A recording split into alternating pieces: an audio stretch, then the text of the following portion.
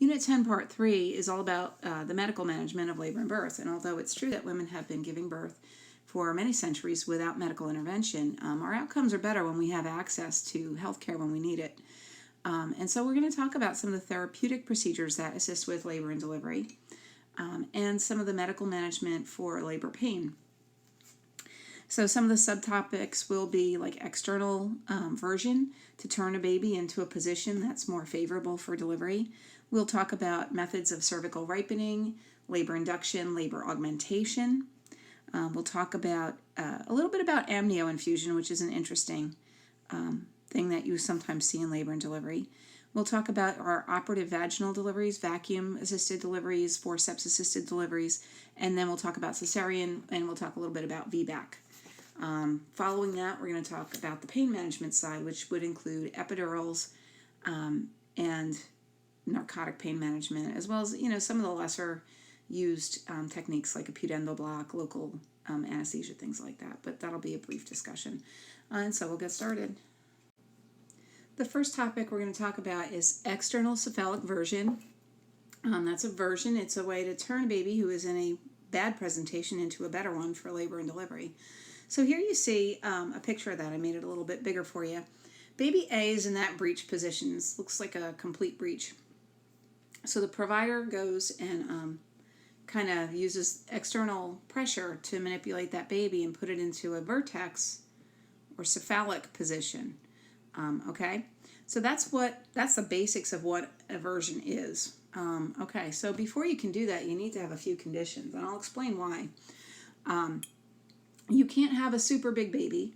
You can't have a very early baby or a preterm baby. You want somebody who's 37 weeks, but not too big. Mom has to be a relatively normal size. A morbidly obese woman would not be a good candidate for this procedure. When there's more adipose tissue in the abdominal area, it is more difficult to put enough pressure on to turn a baby. And some other things that you're going to want to make sure of is that this baby is, not overly large. You don't want a macrosomic infant. It's going to be harder to do. You want to make sure there's enough amniotic fluid to cushion that cord. And you're going to want to make sure that you have a baby who can sort of withstand this procedure. So one of the things that you're going to do when the woman walks into triage is you're going to get a nice strip, pretty good length of strip on her. Fetal monitoring, make sure she has make sure the baby has moderate variability, and make sure that there aren't any big variables. Variables might not be such a bad thing in most cases if you've got a vertex baby, but if you're trying to turn this baby and there's a cord somewhere, a nuchal cord, or maybe there's a knot in the cord, or maybe the cord is just wedged somewhere between the baby and the pelvis, you're definitely not going to want to do anything that might make that situation worse, and that is a risk with the external version. So to do that, you're going to run the strip, and then you're going to do maybe some fetal ultrasound, determine fetal size, amniotic fluid index, which is your AFI, looking for volume. And you're going to look and make sure that that baby's in a position that's turnable. I mean, sometimes you have, if it's a complete breech or, frank breech, that's not a bad situation. But if you've got maybe a transverse lie, it looks like it's difficult to turn, that's going to be a little bit tougher. So those are some things that you're going to do. You're also going to want to locate the umbilical cord on ultrasound. Make sure that if the mom is Rh negative, make sure that she had her ROGAM at 28 weeks. Just in case there's any problem with the placenta when you're doing this. And we usually start an IV, give some IV fluid. You might be asked to administer some breathine or terbutaline. That makes the uterus less irritable. We'll talk about that when we talk about preterm labor, which is the next discussion. It is a tocolytic, which means it stops contractions. Whenever you see a word that has this root in it. Oh, sorry. Oh, I hate autocorrect. Okay. Whenever you see that, whether it's oxytocin, TOC in the middle, or tocolytic, or tocodinameter, that refers to uterine contractions. Okay, so we might administer that tocolytic that's going to keep that uterus kind of quiet. I've also seen these done where they do an epidural, and they do it in the C-section OR, just in case there is a cord accident. And the epidural is very helpful to mom because this procedure is kind of brutal. They have to really push and pull and sort of throw their whole body weight into it. So it's not a really comfortable procedure to do. During that time that we're in there, they are usually monitoring this baby on the ultrasound. You might have fetal hearts. Usually it's the ultrasound though, and at any sign of trouble, if you think that something went wrong with the cord, and I have seen this happen. I was in I was in a version with a doctor that works at Capitol, and back when we were at Mercer, and he started turning the baby, and they noticed that the fetal heart took a big dive, and they could see that, something was not going well. So it turned into a stat section. Of course, she already had the epidural on board, so we moved very quickly, and I think that baby was born maybe 3 or 4 minutes after they discovered the problem. So that would be another thing you're going to do. You're going to monitor mom's vital signs and make sure that there's no like vena cava syndrome, because she's going to be in a relatively supine position, maybe with a left tilt. She has to be laying kind of flat so that the doctor can do what he needs to do, but they might tilt that board one way or the other, the OR table, to make sure that the pressure's off the vena cava. Now, after the procedure, of course, you're going to monitor vital signs. You're going to address mom's pain if she has any. She'll recover for a little bit and then usually go home and wait for labor or wait for her scheduled induction. If she's Rh negative, you're going to draw that Klein-Hauer-Betke test, that fetal index, to determine if there's any mixing of fetal and maternal blood. So, everybody had such a hard time saying this. Klein-Hauer-Betke, and then if it's positive, if she has like any evidence that there's fetal and maternal mixing, she will get RhoGAM. So, and that's really all you need to know about an external version. Okay, and next we're going to talk a little bit about all the ways that we can maybe convince mom's body to start this process of labor. And under this, we're going to talk about cervical ripening. And then we'll launch into a discussion about induction and augmentation. And I would say that most of the births that we see have some form or another of encouragement. It's always interesting to me when people come in full-blown labor and we don't have to do a thing. But that's not always the case. So the first thing that we talk about is cervical ripening. Now, we talked about the process of first stage of labor. There are really a few changes. The cervix has to get softer. When you first do a pelvic exam on a mom who is not in labor and not anywhere near labor, it's going to feel very hard. It feels like very firm tissue. Like, I don't know a good way to describe it. As labor progresses, especially in your primips, it's very firm. As labor progresses, that cervix gets softer, even if it's not dilated. Cervical softening is a change. It also needs to get thinner. Oops, sorry. And my analogy for this, go out to the store and buy broccoli that has the rubber band on it. It's that thick, stiff rubber band. Then go to the, maybe the office supply section of the supermarket and look for rubber bands that are really thin. And then, take the broccoli one and try to pull it apart with your fingers and see how much effort it takes to pull that apart, to make it open. Then take the one that was really meant to hold like a bunch of papers together, those real thin, stretchy rubber bands, and pull that one apart and see what happens. When the cervix is thinner, it's like that rubber band that's meant to stretch. It's very, very stretchy. So effacement is an important part of the process.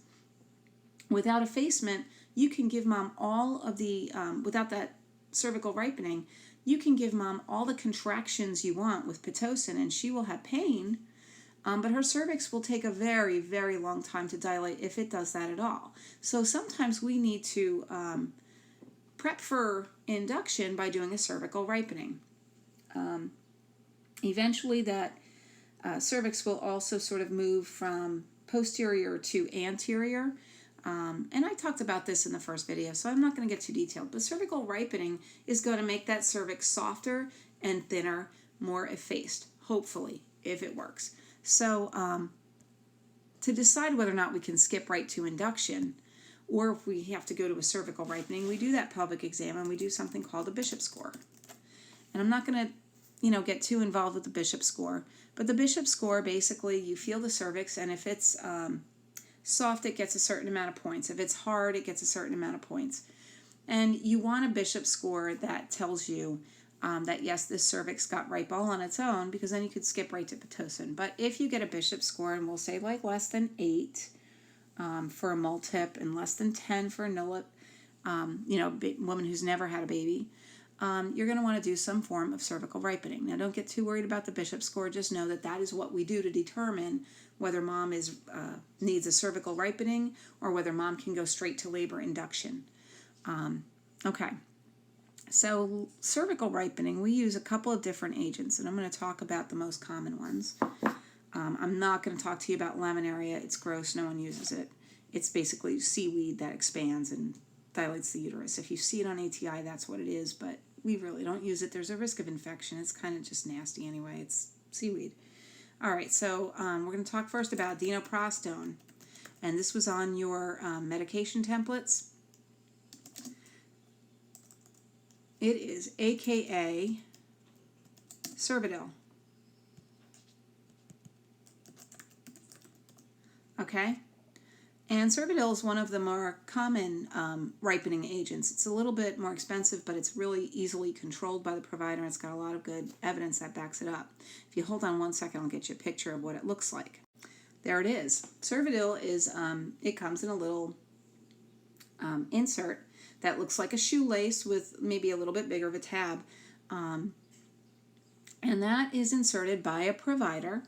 After a Bishop score, you also have to run a strip to make sure mom's not already contracting like in a labor pattern, a labor-like pattern. If mom is contracting more than, your policy will spell it out. But it could be like more than 3 or 4 contractions in a 10-minute period. They won't do a Cervidil. It can be done if mom is ruptured. But that's what Cervidil looks like. The provider puts it in all the way up to the posterior fornix of the vagina, up against the cervix.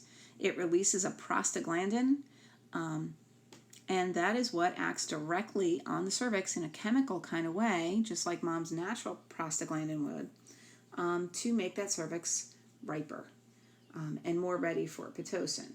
Now, mom needs to be on continuous EFM, electronic fetal monitoring, when Cervidil is in place usually for 12 hours or until like maybe labor begins. Cervidil doesn't usually start labor, but if labor was getting ready to happen and now mom's cervix is ripe, we don't need Cervidil anymore. We'll pull it. That's the big advantage to an insert like this, because unlike a gel or a tablet like Cytotec, you have that little string. You can pull it out if you need to, and immediately you should have some kind of sort of response from that. Okay, so mom is usually instructed not to get out of bed for 2 hours following the insertion. The disadvantage to a Cervidil is it can fall out, unlike a gel. Cytotec usually doesn't either, but it can. And I'll cover both of those things in a minute. But Cervidil, the other disadvantage is it's relatively more expensive than some of the other ripening agents, but it is a very commonly used agent with cervical ripening. So that is Cervidil. You can also have dinoprostone in a gel form, and it's called, when they have it that way, it's like Prepidil. We used to do a lot of these on labor and delivery where I work, and now not so many. We used to actually give the mom the Prepidil and then send her home where she wasn't monitored.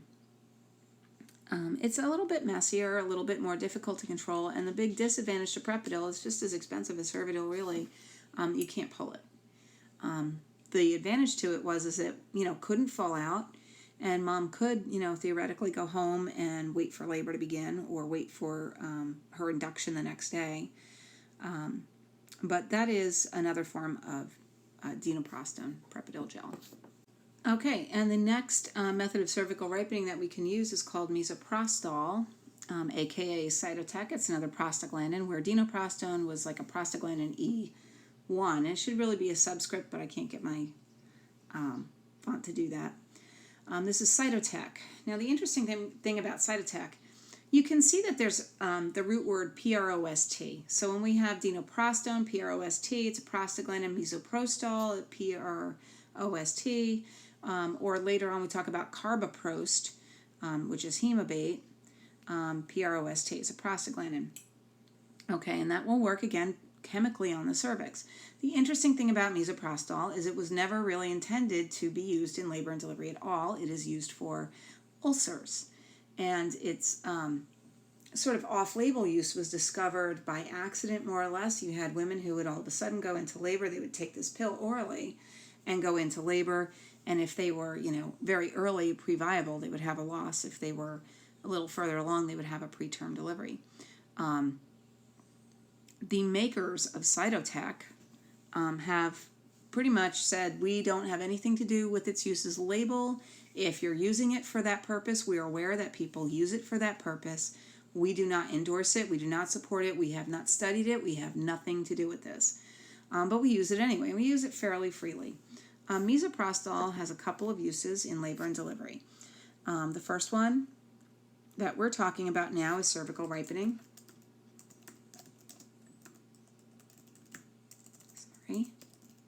It also has some properties that can start contractions or labor.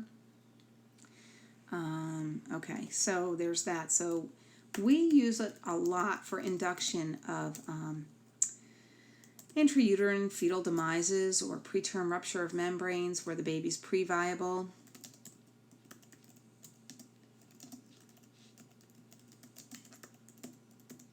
Okay, so Cytotec induction is something you might see with a demise, somebody who has a perinatal loss. They have, it's 18 weeks and they're ruptured, or maybe they are 22 weeks and there's no fetal heart tones.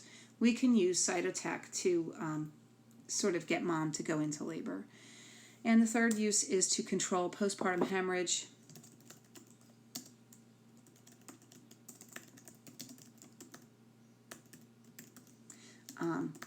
Or facilitate the delivery of the placenta.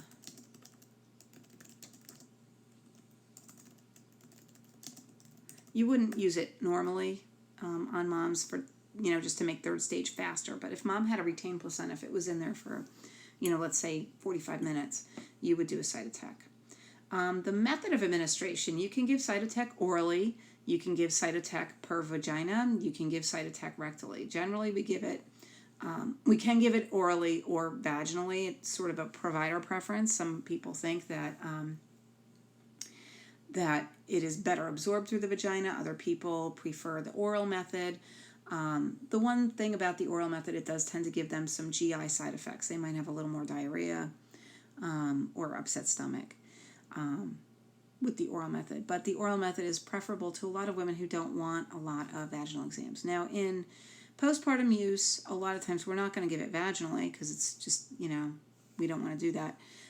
We'll give it rectally for the fastest response when we have a postpartum hemorrhage or a retained placenta. So those are the uses of misoprostol. Now, in labor induction, a lot of times we're talking about 25 microgram doses or 50 microgram doses. And misoprostol typically comes supplied as 100 micrograms. And it's not scored to be given as a 25 microgram dose. So that's kind of awkward. I know when we did med administration back in fundamentals, I told you always, you're never going to cut a third of a tablet. It always has to be scored. You can cut it in half. Misoprostol is one of those exceptions to the rule. And the reason for that is the manufacturer's like, we don't do labor induction. We don't care what dose you want for that. Not our problem. You want to cut it into 4 pieces. And so you'll see the pharmacy usually sends us these little bubble packets with pieces of meso, and they're never exactly. You're never giving the exactly right dose. Unfortunately, I've never seen one that was neatly exactly 1/4 of a tab. You have that 100 microgram pill. It's always like it's a roughly quarter-ish dose, which makes everybody a little bit crazy. And then you get the providers who are like, well, find the big pieces because they want it to work faster. So when you give it vaginally, especially, you're giving the 25 microgram dose. The contraindication to this, obviously, contraindication to any of these methods would be a contraindication to vaginal delivery. If you had a macrosomic baby, if you had a baby in a malpresentation, a breech presentation, obviously you're not going to give a cervical ripening agent to somebody who is contracting more than really 2 or 3 times in a 10-minute period of strip,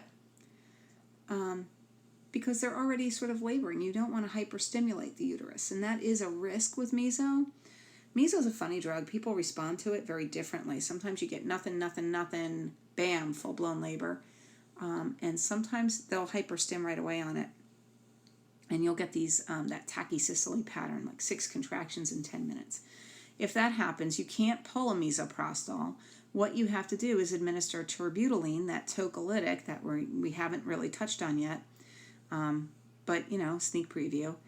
We're going to give her fluids. We're going to turn her to her left side, and we're going to try and get those contractions to go away. But that's sort of a difficult position to be in with meso.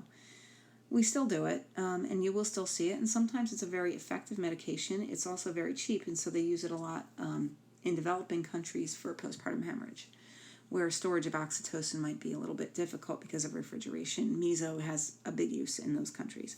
But you still see it here, and fairly frequently, so get used to mesoprostol. Now, with any of the methods of cervical ripening, you're going to make sure that you are assessing the patient to make sure that their membranes are intact. If they're ruptured, you're still documenting the color, odor, and amount of the fluid. If mom's having a lot of tenderness or pain, you're going to want to address that. You're going to watch your contraction pattern. You don't want to hyperstimulate her, and you're going to watch the fetal response to this. In most cases, the baby doesn't even notice, but if you're stimulating contractions, they might have something to say about it. And so you're going to watch that strip and try to figure out the story the baby's telling you, like you always do, and you look for any kind of vaginal bleeding. And so that is the chemical methods. And we have a couple of mechanical ones. I am not talking about laminaria. If you see it, that's what it is, but, stay away from that. It's gross. All right, so we're going to talk about the Cook's balloon or the Foley balloon, so a balloon catheter. You can use a Foley catheter with a 60 ml balloon. And what happens, let me see if I can find you a picture of that. Hold on just 1 second. Okay, and that's a pretty good picture. Let me blow it up a little bit. I'll cover some stuff up. That's where a Foley balloon is used, and the cervix has to be a little bit dilated, at least, try and get a 1 centimeter. Preferably 2. And what you do is you thread that Foley catheter, and this is difficult. This is much more difficult than putting a urinary catheter in. And so a provider always does it. But they thread that Foley into that cervical opening. Now, if you've still got a long cervix, has not effaced yet, it's still thick, this is good. What it will do is it'll put pressure between the cervical opening and the membranes, which will help mom release prostaglandins. You kind of tape it to the thigh to get that mechanical pressure.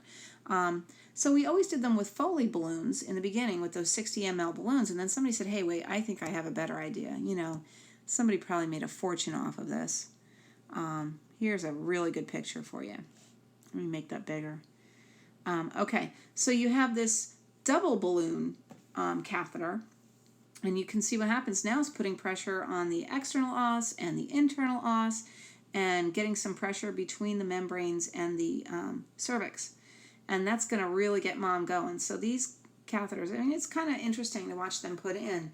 They'll put mechanical pressure on that cervix too. At the same time as you're getting that prostaglandin release, you're sort of mechanically dilating the cervix. It's not technically labor unless you have contractions that are changing the cervix. But you can give mom a head start. Now, there are nurses that really kind of can't stand these inductions because they say, well, now mom's 6, but she's not laboring, and now it seems like she's failing to progress because she's still 6 after 4 hours, but she hasn't had any decent contractions. Eventually, when mom gets dilated enough, around that 5 to 6 mark, that catheter is going to fall out, and now you have to make a decision on what you want to do. But along those lines, we have membrane stripping. And membrane stripping is when the provider kind of goes in with a digital exam and finds, again, you have to have a cervix that is a little teeny bit dilated. It has to be at least, 1 centimeter. And they kind of just run their finger around the edge of that cervix and try to maybe without breaking the membranes, try to cause a little bit of separation between the amniotic sac and the cervix, those membranes.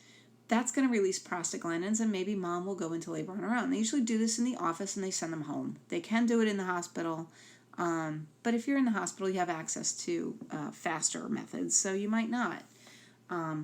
But a balloon catheter, whether it's a Cook's balloon or a Foley, kind of does the same function. It just stays in longer until you get some mechanical dilation too.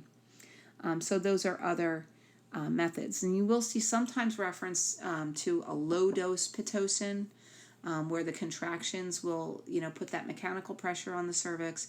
And again, you get a little bit of prostaglandin release. I'll just put that up here so you can take a note if you want. Low-dose Pit. And this would be you run it at like 1 or 2 milliunits per minute continuously for a long time. You're really not going for induction here. The advantage to using a low-dose pit is that with some of the chemical methods, your dinoprost, your Prepradil, you have to wait, your Cytotec, you have to wait a little while. You have to wait a period of time before you can start your Pitocin. If you're on low-dose Pitocin and the cervix gets riper after, say, 12 hours, now all you have to do is bump up your Pitocin. And sometimes that will work as well. It's a little bit more uncomfortable for mom, and because she's not in labor, technically, if her cervix hasn't changed much, you're not going to do too much pain management as far as like epidurals or anything. And the other thing is you do run the risk that sometimes mom has oxytocin receptors in her uterus that cause the muscle fibers to contract. Sometimes they'll get a little bit saturated, and so it can be more difficult to run an oxytocin induction. And those are all methods of cervical ripening, just so you know. Okay, so now we're moving on to labor induction, and we're talking about oxytocin primarily. It's one of the biggest ways that we induce labor or augment it.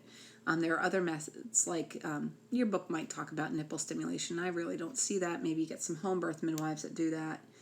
And amniotomy is the other big one, where you might rupture the membranes artificially to get labor started. Okay, so oxytocin is one of the main things that you will use in labor and delivery. We use it a lot. It's almost a surprise sometimes when you have a baby without it.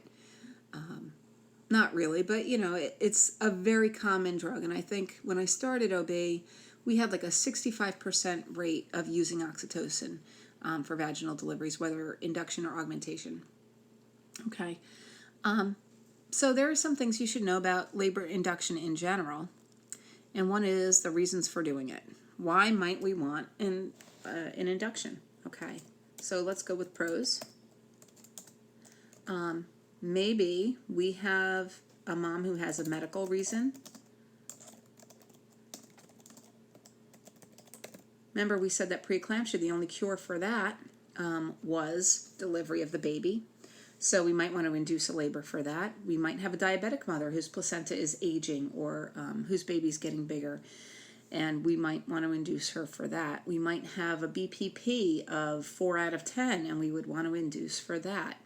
We might have gallbladder disease that's associated with stillbirth. We might want to induce for that. Gestational hypertension without preeclampsia. After a while, you start to think that the baby is better off out than in. And so at maybe 38 weeks, you would deliver for that.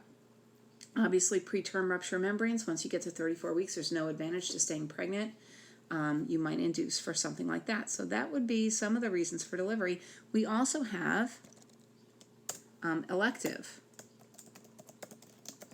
For mother's convenience, doctor's office hours, people have all kinds of reasons. They're tired of being pregnant. They're uncomfortable. Maybe they can't sleep well, or they've got carpal tunnel syndrome that's bothering them, or horrible heartburn, but they're getting antsy to get that baby born. The important thing to remember is that if you are doing an elective induction,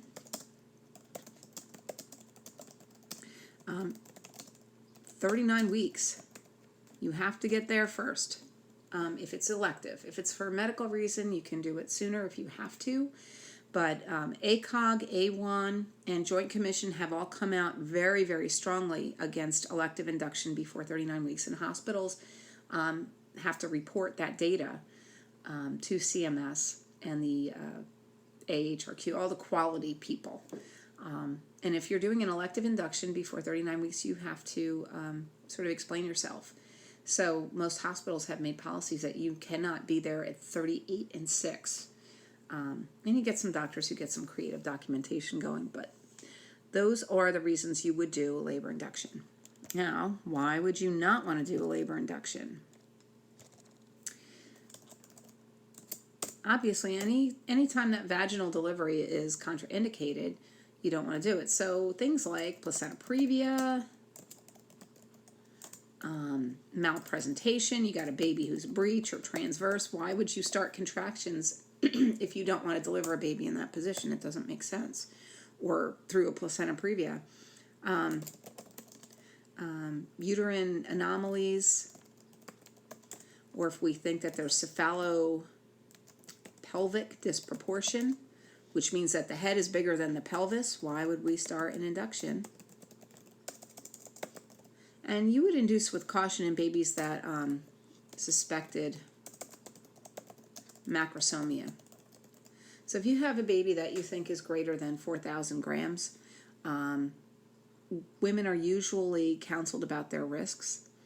And some docs, if the baby's 4,500 grams, will not do a cesarean. You really should not do a labor induction on a baby with macrosomia.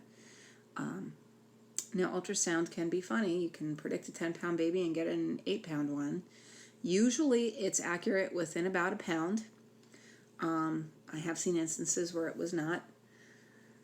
However, the most common course of action when you have a suspected macrosomia is to counsel women about the desirability of a cesarean section.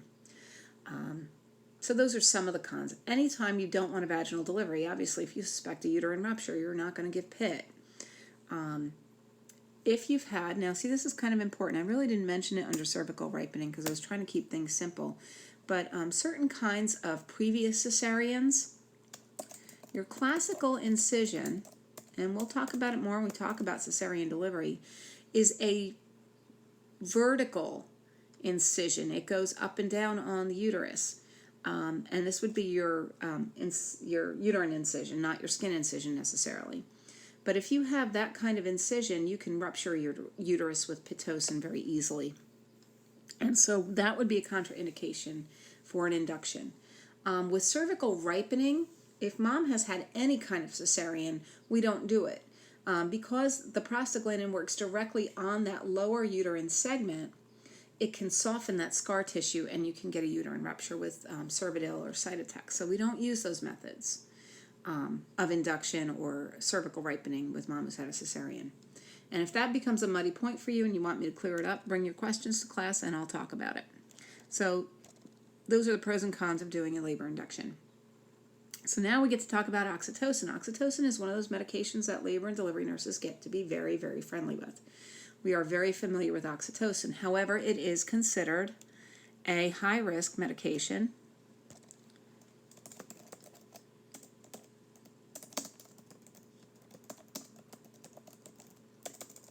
Because there's a risk of uterine hyperstimulation. You can rupture a uterus, you can kill a baby with Pitocin. And a lot of lawsuits are related, believe it or not, to the inappropriate use of oxytocin.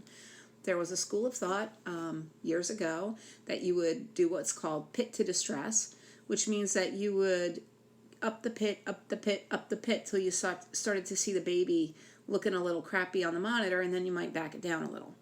That is not a safe practice. It's not how we run Pitocin today. You would lose your license for pit to distress. And any physician who asked you to do it really should have a talking to by his whoever his superior is, whether it's a chief of obstetrics or whatever. And if you get an order like that, you would question it, challenge it, and maybe go up the chain of command, but we're not discussing that right now. PIT is a high-risk medication. And so we administer it in like tiny little microdoses. 1 MU per minute or 2 MUs per minute to start. And then you would go up by 1 MU per minute every half an hour or 45 minutes or an hour, depending on your protocol. Every institution has its own. Some institutions let the physicians order what they want, but that's sort of a dying thing. We're seeing more standardization of PIT protocols because it is high risk. So you started at like 1 MU a minute, and then you might go up by 1 every half hour, or by 2 every hour, or by 1 every half, or by 2 every half. It depends on what your protocol is, and you will have an order for that. You won't be making it up off the top of your head. Now, because it is titrated to patient response, the safeguard protocol is to have standardized bags. And now you'll understand when I start talking a little bit more about why we have to be so careful with Pitocin. You don't want to rupture a uterus. You don't want to kill a mom. You don't want to kill a baby. You don't want to have code cesareans. You don't want to make your job harder. You want to be safe with this medication, and so we have standardized bags. And I get a little bit frustrated having to teach you dimensional analysis to run Pitocin because anymore that's not necessary.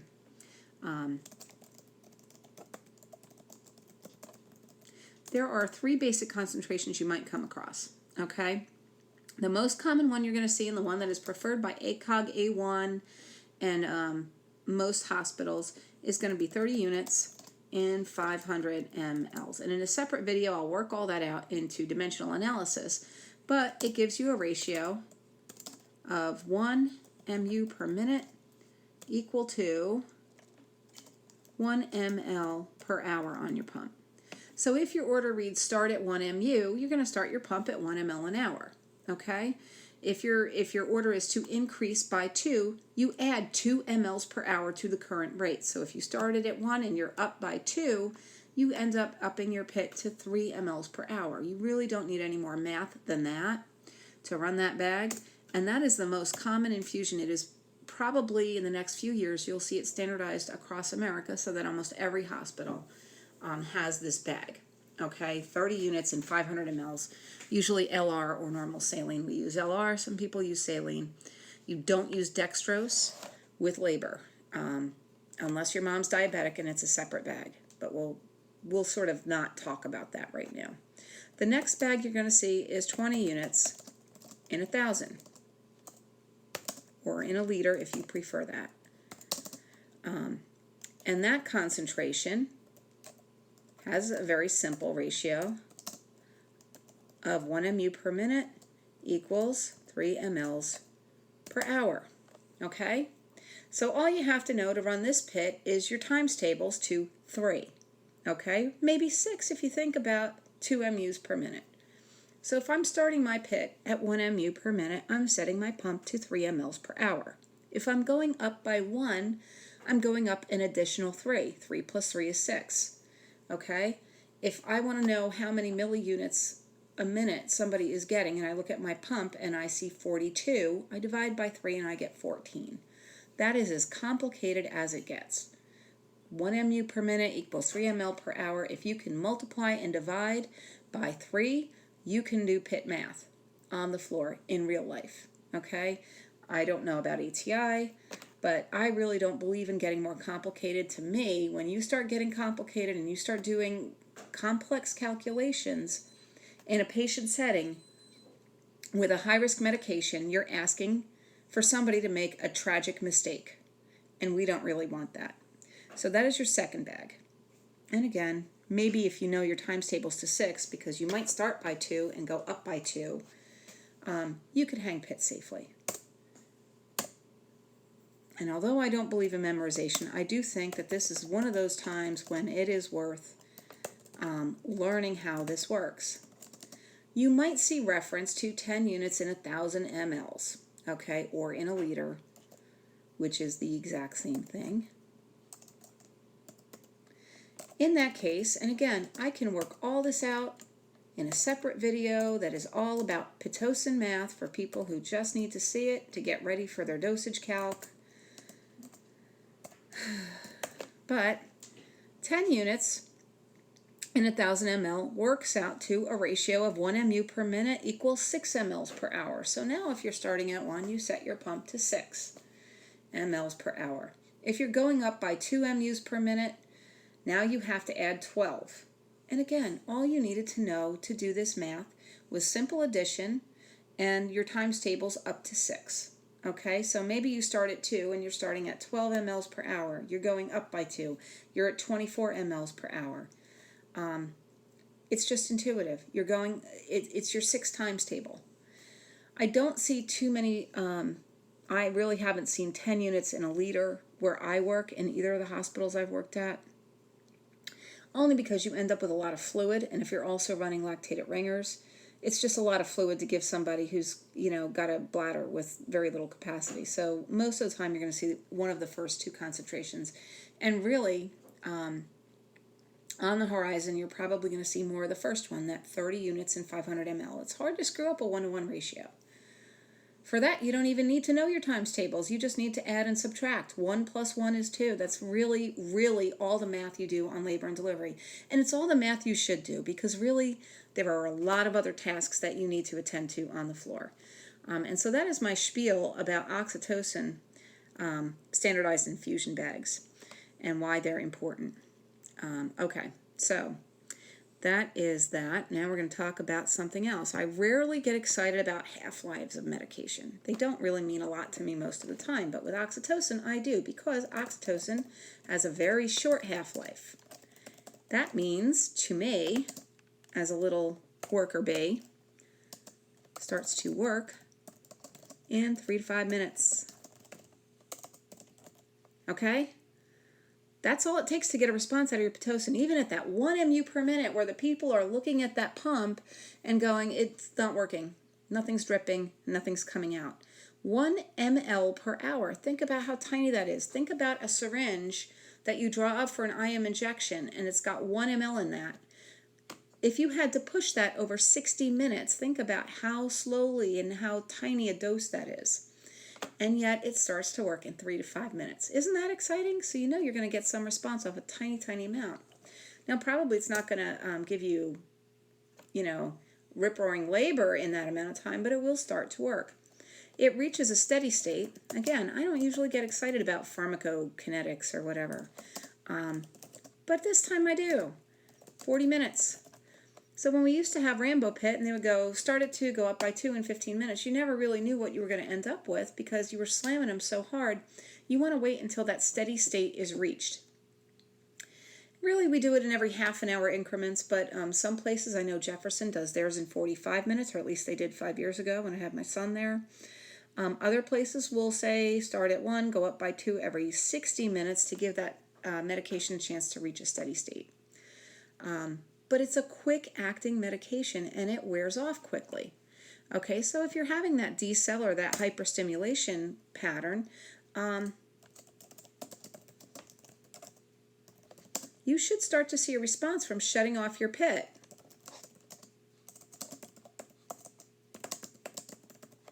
It's important for a couple reasons. You're having a decel and you want to resuscitate that baby. Shut your pit off. That's the first thing. And in a couple of minutes, you're going to get fewer contractions, and the contractions you get are going to be less forceful. You want to give somebody an epidural, and you don't want them contracting every 2 minutes because it's going to be hard for them to sit still for that epidural. Shut your pit off for a little bit. Put it on pause. You can start it up and it'll start to work in 3 to 5 minutes. But for that, brief period of time where you want mom to sit still, you might want to shut that pit off. And it's really at the discretion of the provider. Most anesthesiologists are going to tell you, shut it off. I don't want it on. I need to get this in. I, don't want her contracting every 2 to 3 minutes. It is highly individual. This is another characteristic in terms of response from patient to patient.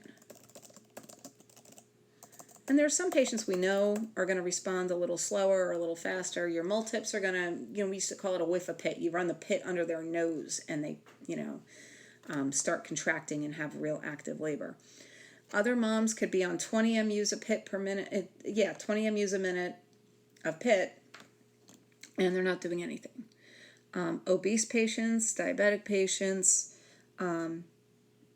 these patients, a lot of times it takes them a little bit longer to get into labor, and you might have to do some other interventions like an amniotomy or something like that. Oxytocin works by causing contractions. Okay, that's important to note too.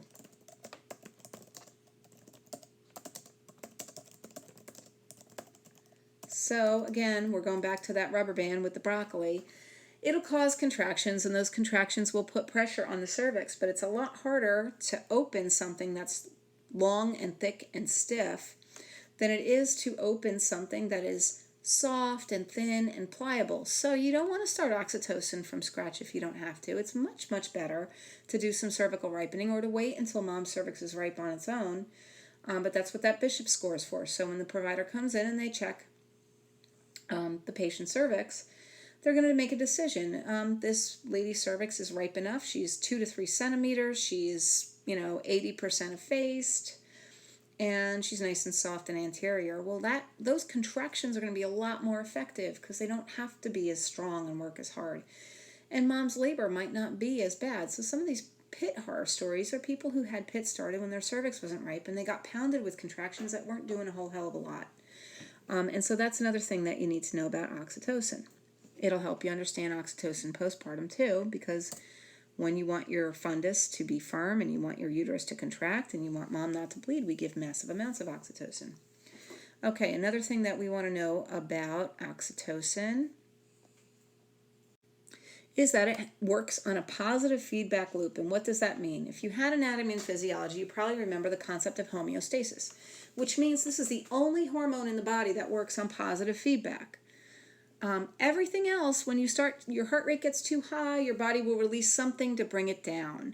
When your blood pressure gets too high, your body should compensate to bring it down. When your temperature gets too high, your body will have a response to bring that temperature down. If something gets too low, your fluid volume gets too low, your body will pull fluid out of the cells. It wants to maintain a steady state. Oxytocin is the one exception to this rule. When your body goes into labor, it triggers something in the brain that says, oh, there's oxytocin, I need more. I need to get the job done. And it will keep going and keep going. The more oxytocin you have circulating, the more your body puts out until birth is accomplished. And then it's going to put out even more because it wants to contract the uterus. When you are breastfeeding and you release oxytocin to press out that milk, you're going to end up with a positive feedback mechanism so that you make more milk. The more oxytocin is released, it signals to the body, send out more stuff.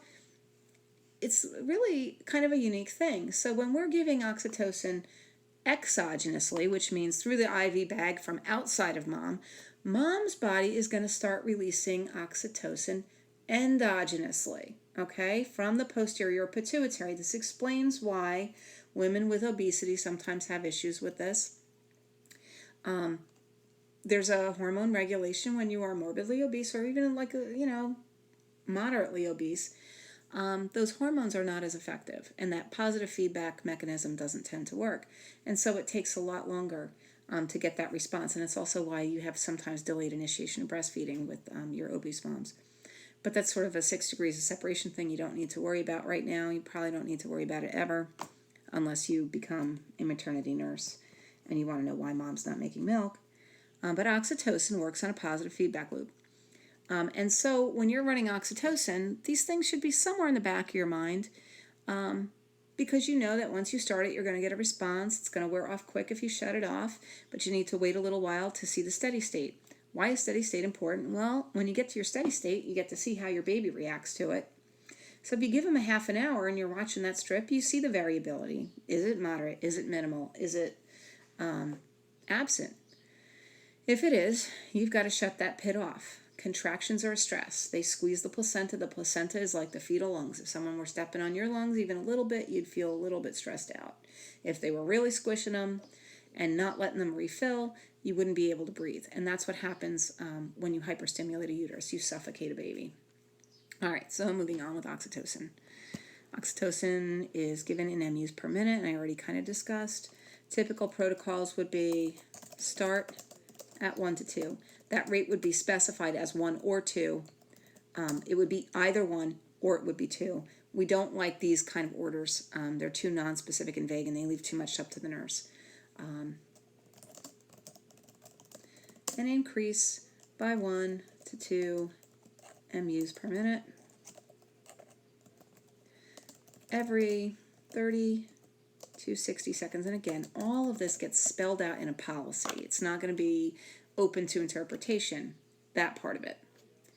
Here's the part where the nurse needs to use critical thinking and judgment. And so expect that you might have some situations just like real life would give you. If I give you a simulation experience, we're going to do until labor is adequate. So we're going to play something called Up the Pit, Don't Up the Pit in a simulation type experience. Okay? This is usually defined as, what is adequate labor? Contractions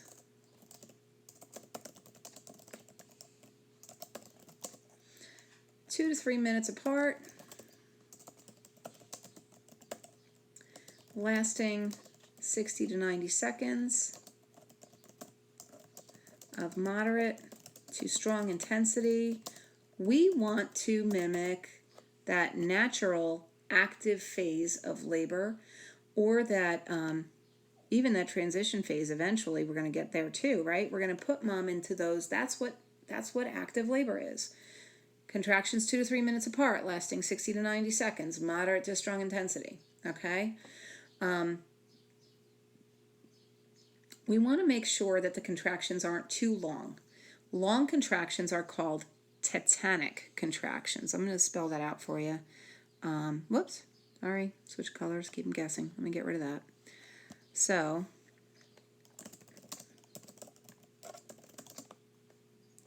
we're going to say greater than 90 seconds, although I'll tell you in real life, and I'm going to give you guys some strips from work that don't have any patient identification information on them. You can get isolated contractions that are 120, especially if there's coupling. I'll show that to you on the strip. I can find a picture for you in a minute. We have a checklist. Checklists for oxytocin administration are great, and they are catching on. A lot of hospitals have instituted checklists, and on our checklist it says something that we can't increase Pitocin if we have 2 contractions lasting 120 seconds or more.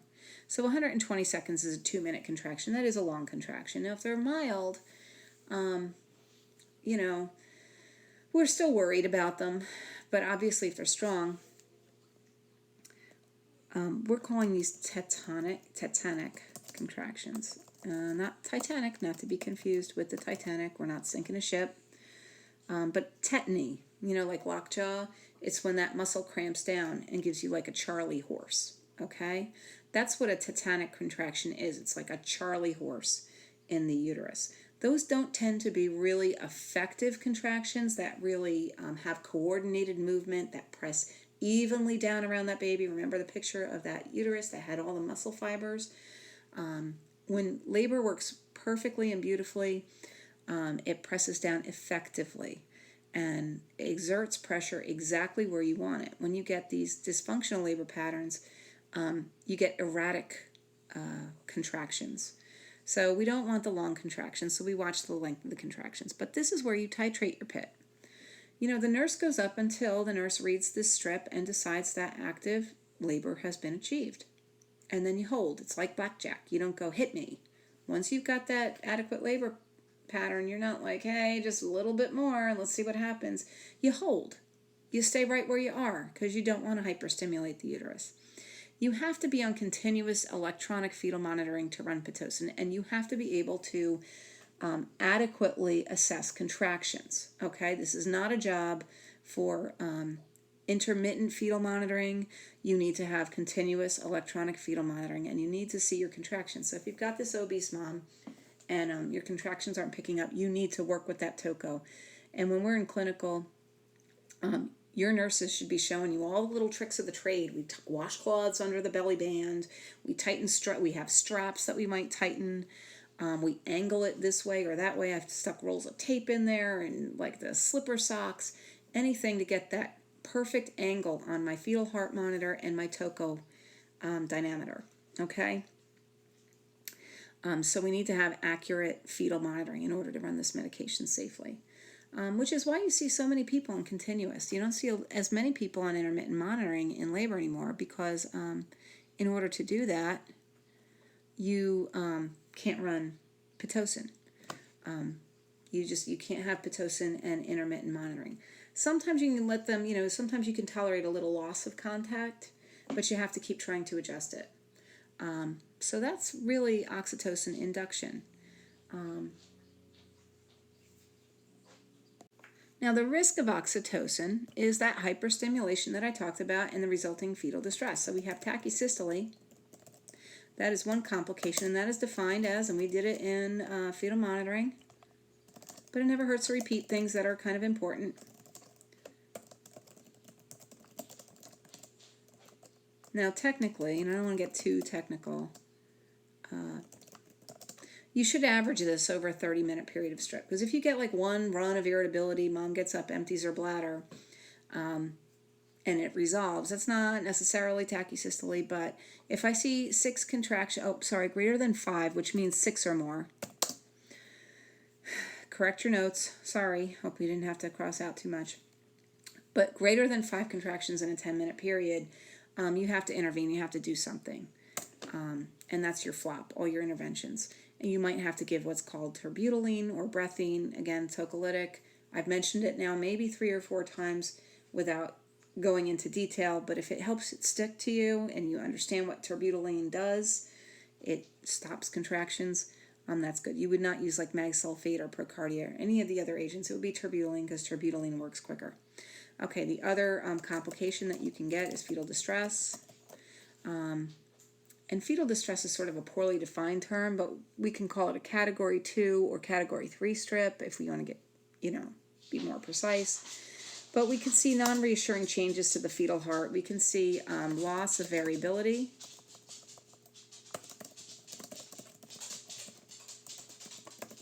We might see late decelerations. We might see prolonged decels.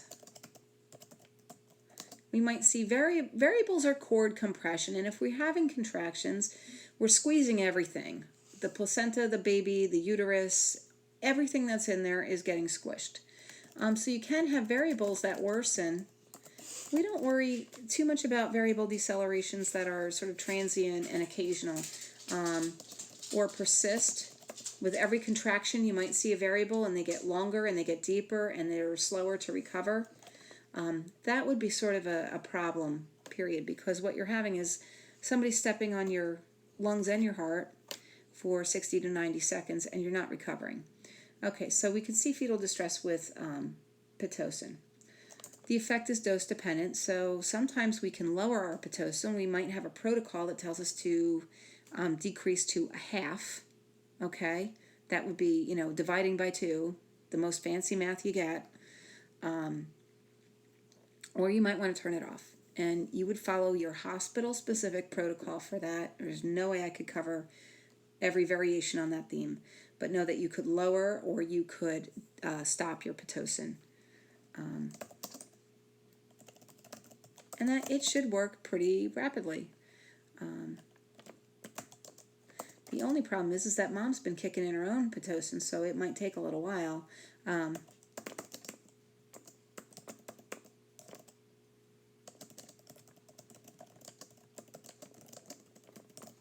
Okay, so that is the risks of oxytocin induction. That should be the worst that you see. The worst, absolute worst case scenario, you can end up with a uterine rupture. You let that tachysystole persist, or you let it happen with somebody, you have to be very cautious with your VBACs. We're going to discuss VBAC as a separate topic.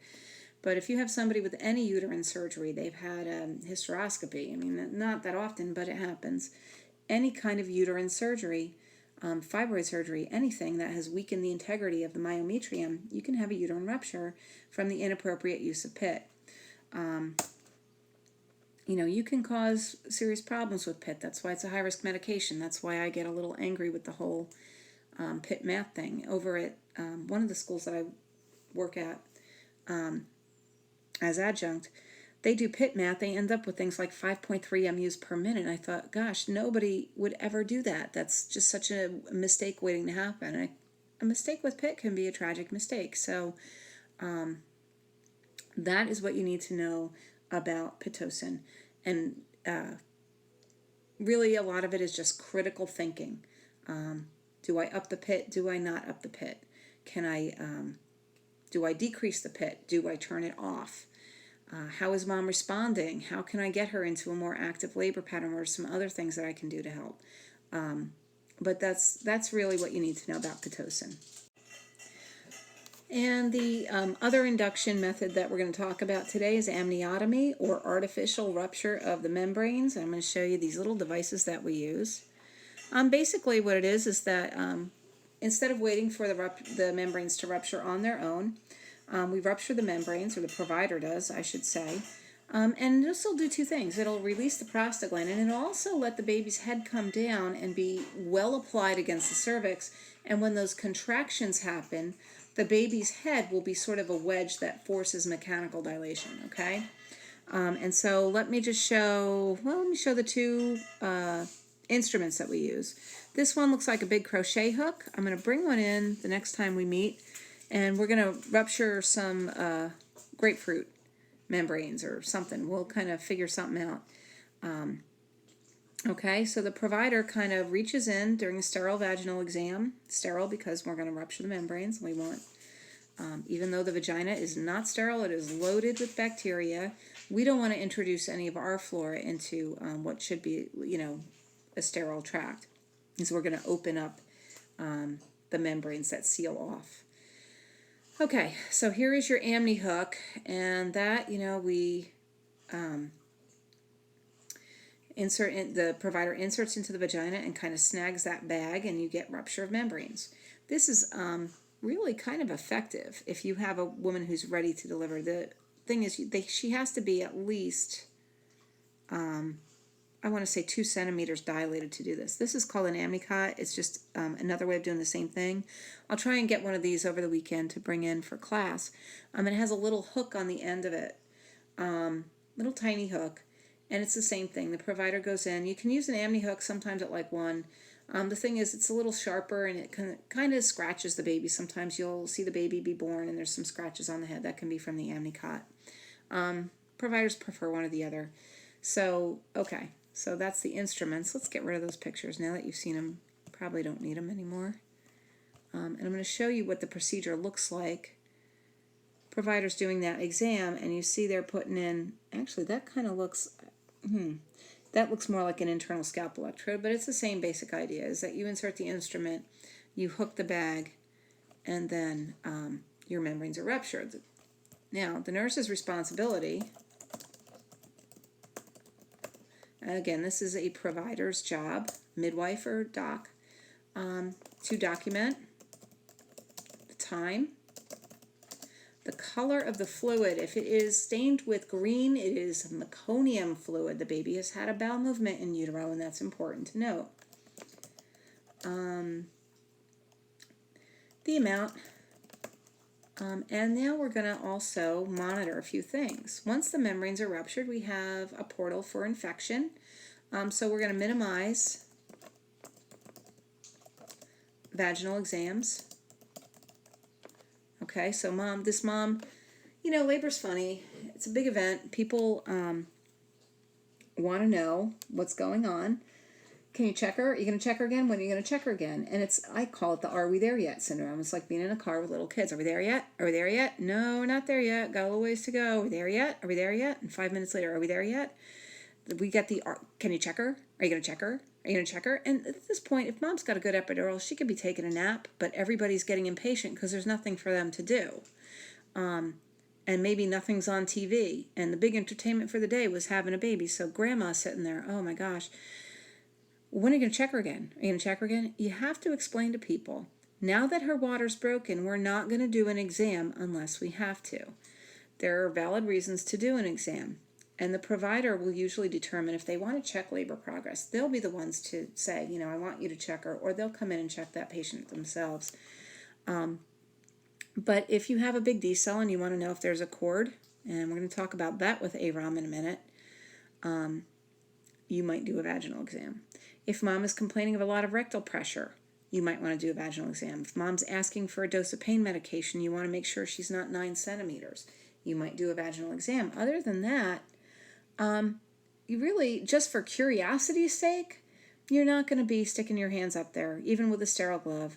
Just why bother? Again, the vagina is loaded with bacteria, so every time you disturb things in that area, you've got the chance of an ascending infection up into the to the uterus, and you don't want to cause that. So we're going to minimize our vaginal exams at that point. And now our other big responsibility is to monitor the fetal heart rate. Why, you might ask? Aren't we doing that anyway?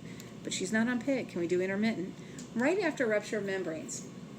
Okay, you've got a baby floating in a sac. You've got a cord floating in a sac. The placenta's attached. You don't have to worry about that too much. But you had this amniotic fluid that was cushioning everything so that the cord didn't get too squeezed. Well, now you want to make sure that the cord isn't in a position where it can get squeezed. If you rupture the membranes when the baby is high, you take the chance that the cord is going to slip past the baby's presenting part, which if you're doing an induction better be the head. If that happens, you have a really big emergency with that baby, because that cord that's covered in Wharton's jelly, and we didn't really talk about it, but there's a substance that cushions that cord called Wharton's jelly, is going to dry out, and it's going to constrict, and it's going to cut off all the blood flow. Plus, as the baby's head comes down, it mechanically compresses the vessels in the cord. This is where baby gets all his blood. His blood goes out to mom, and it has to come back through her. It goes out through the umbilical arteries, has to come back through the umbilical vein. So in order for the baby to have his circulation, he relies on the patency of the vessels in the cord. So if the cord prolapses, there can be vasospasm, there can be constriction of the vessels from the Wharton's jelly drying, and there's also the mechanical compression from the baby's heart. So when we talk about cord prolapse, you'll understand how that happens. And one of the main mechanisms for cord prolapse is that you have a rupture of membranes, either spontaneous or artificial, before the baby's presenting part is engaged in the pelvis, because you've got room for that cord to slip out. So we monitor the fetal heart rate for at least, I want to say, 30 minutes to make sure that baby tolerates the change in the environment. You might see more variables on the strip at this point. If they're not horrible, again, and you've got moderate variability, then you don't worry too much about it. But you're monitoring the fetal heart rate. You're also going to look for labor progress. Now, that's how you evaluate whether your intervention was effective, is monitor labor, labor progress. Now, of course, to really monitor labor progress, you need those pelvic exams, which we're not doing. But you're going to look for signs and symptoms of progression of labor. Mom should be getting more uncomfortable. The actual procedure of an amniotomy is not painful.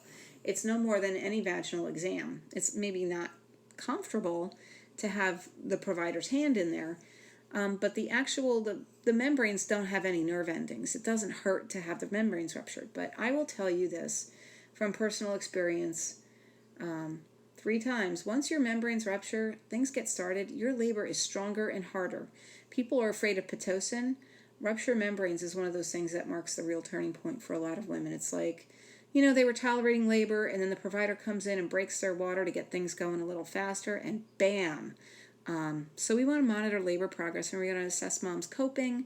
If mom needs interventions for pain, we're going to get that process rolling as well. So that is amniotomy for labor induction. Okay, now we're on to amnio infusion, which is an infusion that goes into the uterus. Here's a picture of it. You have to use that intrauterine pressure catheter, that IUPC, and you use normal saline, and we put it on a pump, but I'm not sure if you really technically have to do it that way. I've always used it on a pump. Basically, we use this for a couple of reasons, and I will list them for you. Use it to relieve pressure on the cord. So somebody who's having like repetitive variables, you might see this. And that can prevent somebody from having a C-section for fetal distress. And so we would give them the intrauterine pressure catheter. There's that port. We have an IV bag of normal saline, and we have tubing, and we infuse the saline into the uterus to try and replace some of that fluid. Okay. The other reason that I've seen it used is for thick MAC. Remember when I talked about, oh boy, had that happen. Okay. Sorry, spell check again.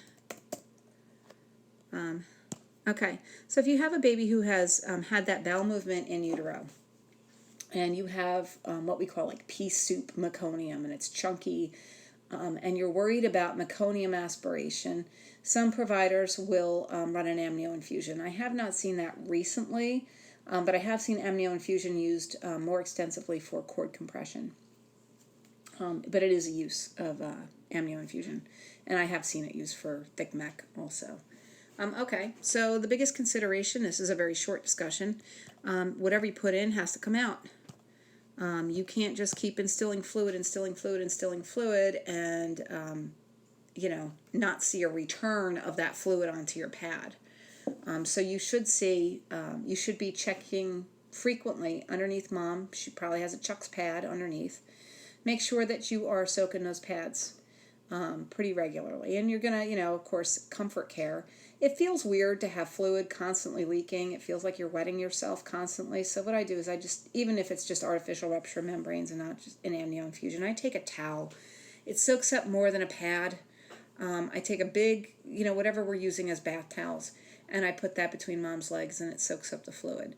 But with an amnio infusion, I should be seeing like wet towels every so often and wet Chuck's pads, and I should be assessing that pretty frequently.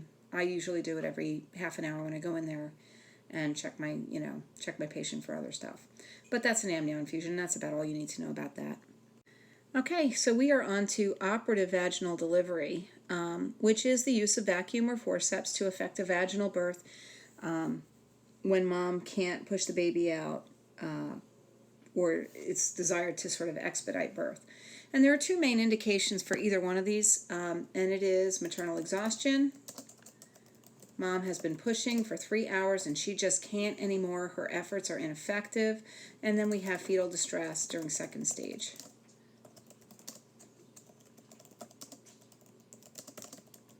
So we've got a baby with that really, like I said, about 95% of them will end up with a category 2 strip, which is that not normal and not completely abnormal, but somewhere in between. We call it indeterminate. But there are levels of stage category 2 strips. Without getting too technical, when we start to see that this baby's not tolerating pushing, some babies tolerate labor but not pushing. Second stage is an extra added stress to these kids because not only are they getting their placenta kind of squished, mom might be holding her breath to push a little bit, even if we're doing open glottis pushing. And the contractions are common, frequent, and the baby's also getting squeezed through the birth canal. Second stage is very, very stressful for babies, and most babies will have, some sort of variation from normal. Their cord can be stretched, their cord can be compressed. It's very common to see variable decelerations during pushing. We have to really look at that moderate variability and make sure we have it, or at least minimal. And we want to make sure that we're not having a lot of late decels repetitively. So if these things are happening, we might want to do a vacuum or forceps delivery. Okay, so those are the indications. What do we need to have? What are the necessary conditions? Well, obviously, mom needs to be fully dilated. Baby needs to be Vertex. Okay, we can't do this on a breech baby. We do not vacuum babies out by their butts or by their feet or by their shoulders. They have to be head down, and mom needs to be fully dilated. We do not do this when mom is 7 centimeters. We do it when she is fully dilated during second stage of labor. Okay, her membranes obviously have to be ruptured because otherwise that cup or those forceps can slip off.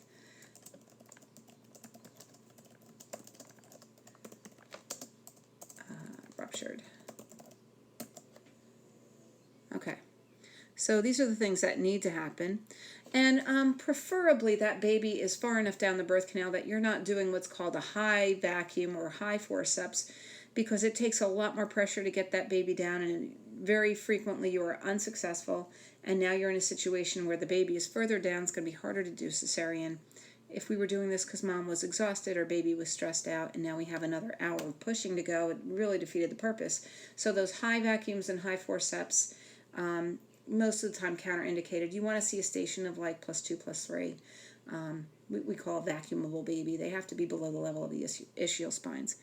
What we don't want to see is a macrosomic baby. If we suspect macrosomia, a lot of docs will not do a vacuum on a diabetic mom for that reason. But if we're suspecting that we might have cephalopelvic disproportion, which if we're waiting till the baby's +2 or +3, hopefully +3, to vacuum, that shouldn't be an issue. But the shoulder dystocia issue is a major concern. Because if this baby is not coming out, you start to worry about what the reasons for that might be. And if the shoulders get stuck on those ischial spines and you can't deliver that baby and the head's out, you have sort of an emergent situation there, which we'll cover under labor at risk. But so you want to make sure that you don't suspect macrosomia before you do this. Basically, all it is, vacuum deliveries are this. Let's see if we can do something here. No, maybe not. Okay. Let's just move that out of the way and move that out of the way, make it a little bit smaller. This is a vacuum assisted delivery. And you can see there's a little suction cup. There's a couple different makes of vacuums. There's one that the provider controls called the Kiwi. It's like a little soft cup, goes on the baby's head. And then there's one that's called a Mighty Vac that we use a lot. We use both where I work. But that one the nurse has to pump up. The big thing that you want to make sure of when you're doing a vacuum, you can't be the only person in the room. You want NICU there because this is stressful for the baby. You want to have other nurses there, somebody to just document for you, because you need to document when the vacuum was applied. You need to document how long it was applied for and what the pressure on the gauge was, if it was a Mighty Vac, if the nurse controls the pressure. The gauge has a little thing that, if it's in the green, that's good. If it's in the red, then we're worried that the pressure is too high. And if it's not in the green yet, then you don't have enough pressure. Okay, and I'll get a picture of that because that'll make more sense when you see it. Okay, there's a picture of the Mighty Vac, and I want you to take a look at that gauge right here. Okay, what we want to do is get it in that green zone. That's adequate pressure. That's not going to cause too much pressure on the baby's head. Okay, so that would be the nurse's responsibility in that situation. And the documentation, obviously. And also you want a second pair of hands. If this turns into a shoulder dystocia, if that's what's going on, you want somebody else in that room who can help you with suprapubic pressure, all the things that we're going to talk about when we do labor at risk. Okay, so that is a vaginal delivery using a vacuum assist. Now we have forceps assisted birth, and I'm just going to make this a little bit bigger. Okay. So you see these things that look like salad spoons, and there's an interesting story, maybe I'll tell it when I get to class, about the Chamberlain family who invented this device.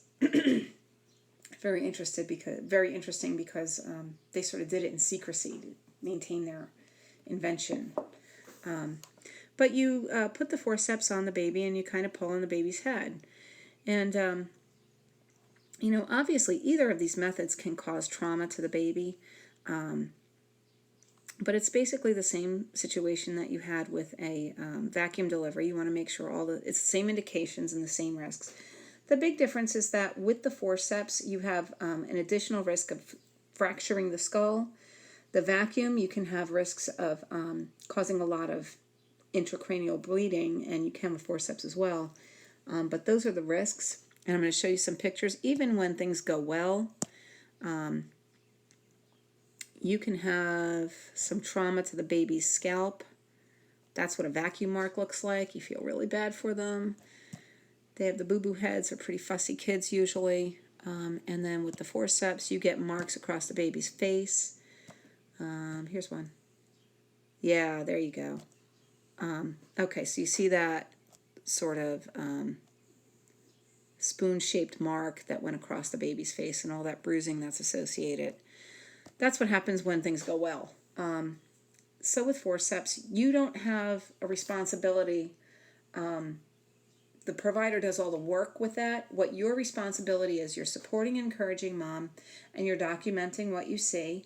Now, if you see people do things that are unsafe, if you work on labor and delivery, vacuums should really only be applied. You get 3 pop-offs. If the vacuum pops off 3 times, you are done. You should be done. Although it's not a hard and fast rule and a provider can kind of do what they want. If you're seeing them pop off, and, it's creating all this pressure on the baby's head, you can speak up and say, "Doctor, would you like me to call and have them open up the OR?"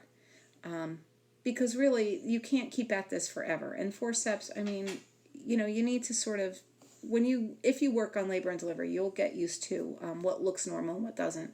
A doctor who's good with forceps delivery, you can trust, but somebody who is doing it improperly, you'll see that things aren't going well. And I don't really want to get too far into stories or complications.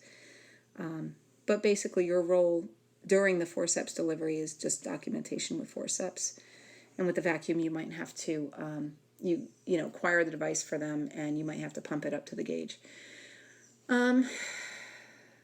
The other risk, the maternal risk to these, is that you can have lacerations to the perineum. Usually when I think forceps, I think fourth. And generally when you do a vacuum or forceps, they're at least doing an episiotomy, because if you need to get that baby out quickly, you need extra room.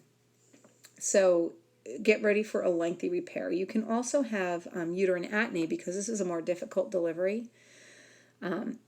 So you would monitor mom after delivery for signs and symptoms of postpartum hemorrhage, and you would look for any signs that there's a laceration. Maybe her fundus is firm, but you're still getting a trickle of blood, so you would look for that. So perineal and cervical and vaginal lacerations are common with these deliveries.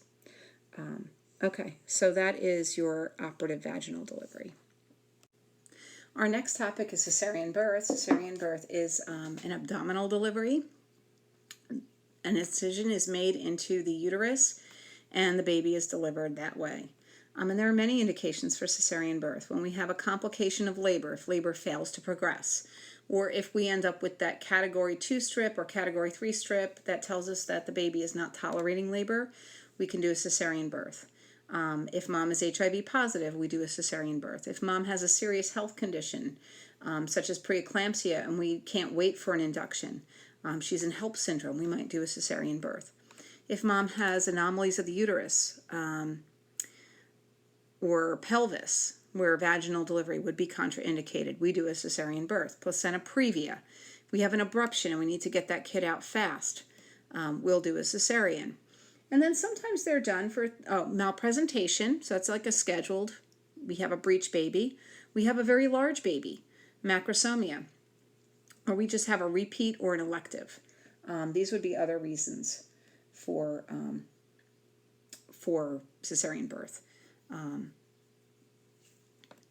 So now that we know what it is, let's kind of discuss what it looks like. So in cesarean birth, we have an incision. And the incision can be transverse, which is this one right here. Okay, and that cuts straight across. It's also known as the Pfaffenstiel or bikini cut. But that's a transverse incision, and most C-sections in the United States are done using a transverse incision, which is better for healing of the uterus, and you can actually VBAC a patient after a transverse incision if you have to. It's also a less noticeable incision, and so that's back when they started this, I don't know when it was, but the bikini cut became popular because a woman could theoretically wear a bikini. If she's lucky enough to look good in one after having a baby at all. So, okay, so that's your transverse. And then we have the classical incision, and this is a vertical incision into the uterus. Now, the problem with this is that even though it gets the baby out fast enough, you're not in danger of cutting anything. You're not in the lower uterine segment, so you can cut a bigger incision and get out a bigger baby. It is faster. The uterus doesn't heal quite right. Now, it's better in terms of the abdominal muscles, because that's where the rectus is, you can separate the rectus pretty easily there. And so, from that standpoint, but this creates a bigger scar that is more likely to rupture in subsequent pregnancies. And so we have to be very careful with a mom who has a classical incision. And sometimes you'll see this in people who come here from other countries. They gave birth in hospitals that were low resource, somewhere in a developing country, and their C-section rate maybe was 95%, and maybe the doctors there use this classical incision pattern because it's quicker for them. They're doing 800 deliveries a week, and they need the quickest technique they have. this is a woman who cannot VBAC and should not labor. And as soon as she comes into triage, if she has any labor, she needs to be sectioned immediately to prevent uterine rupture. So that is the incision pattern in a cesarean birth.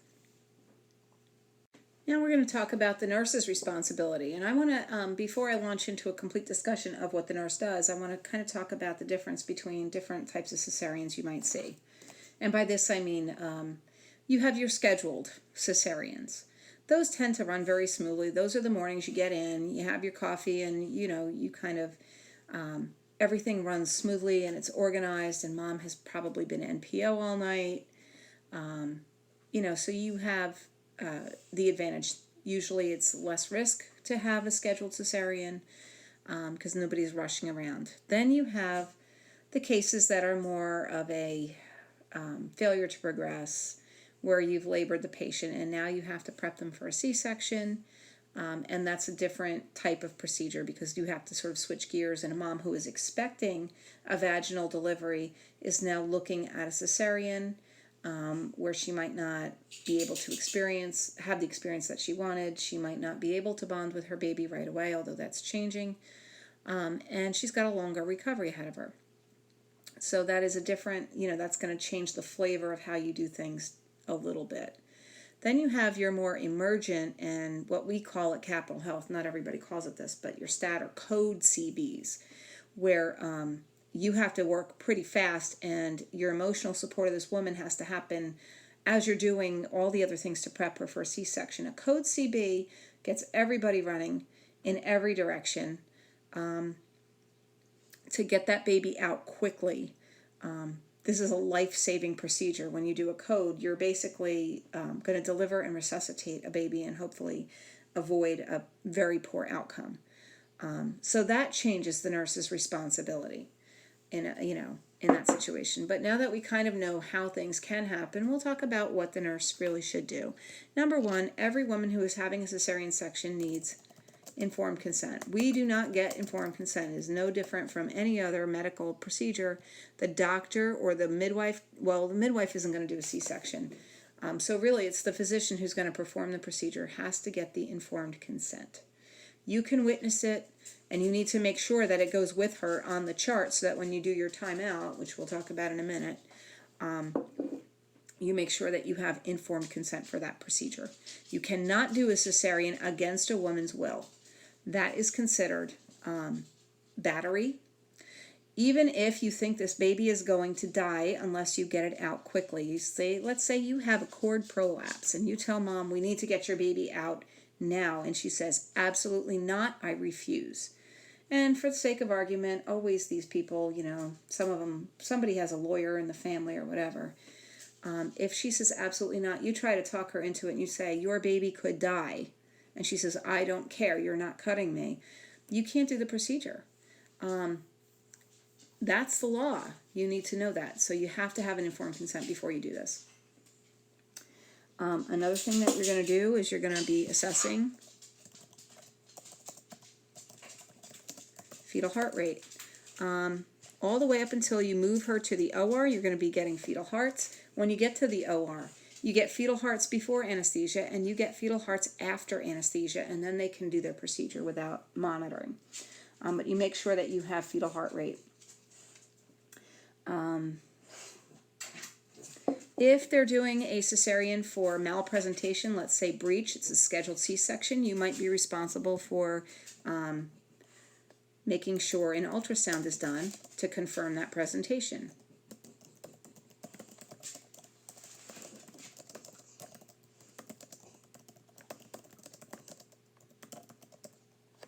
Okay, so that might be part of your job.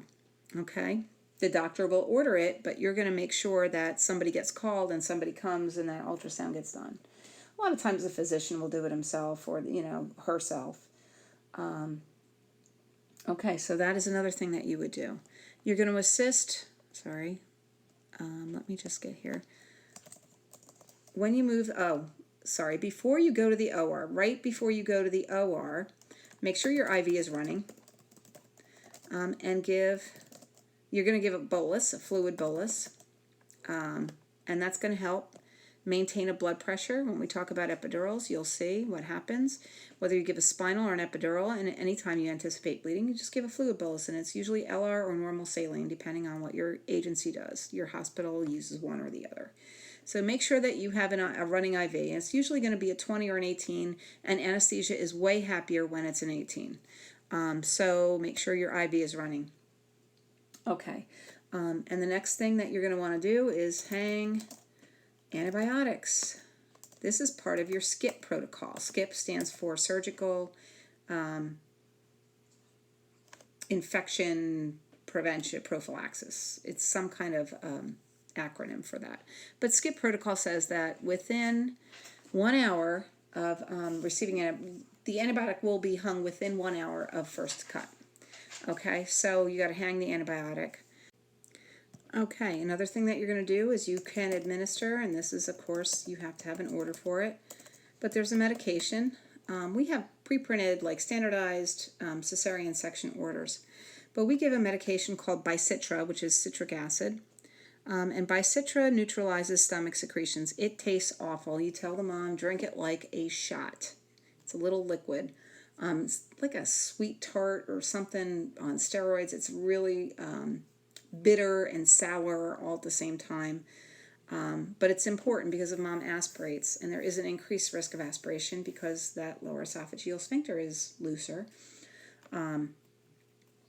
So you want to make sure that she gets that before she goes back. Another thing you're going to do is insert a Foley catheter.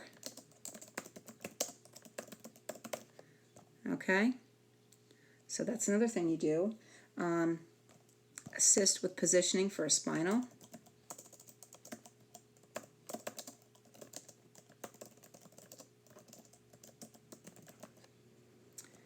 Okay. You might have to show dad where to go. If it's dad, if your support person is the patient's mother or whatever, the support person needs to be addressed too. Most of the time women want one support person with them in the OR, and most hospitals allow that, except in cases of extreme emergency or when we use general anesthesia and the mom doesn't need support because she's asleep. But we might have to get him some special OR scrubs, OR attire, and have him sit outside while we're doing the spinal and then bring him in. So we have to attend to the family. Again, it's family-centered maternity care. You want to notify whoever else is coming. Like, say, newborn or NICU. So that if they need to be there, they get there in time. Of course, by this point, the doctor has already notified anesthesia. That's a doctor-to-doctor conversation. We need to make sure that all staff is present and available. And then we're going to assist after the epidural. Position mom in a supine position with a left tilt. And then you're going to strap her to the table because remember, if she's got an epidural or a spinal or general anesthesia, she cannot move her legs. Okay? So you're going to position on the OR table. And you're also going to, if you're the circulator, count and maintain sterile environment.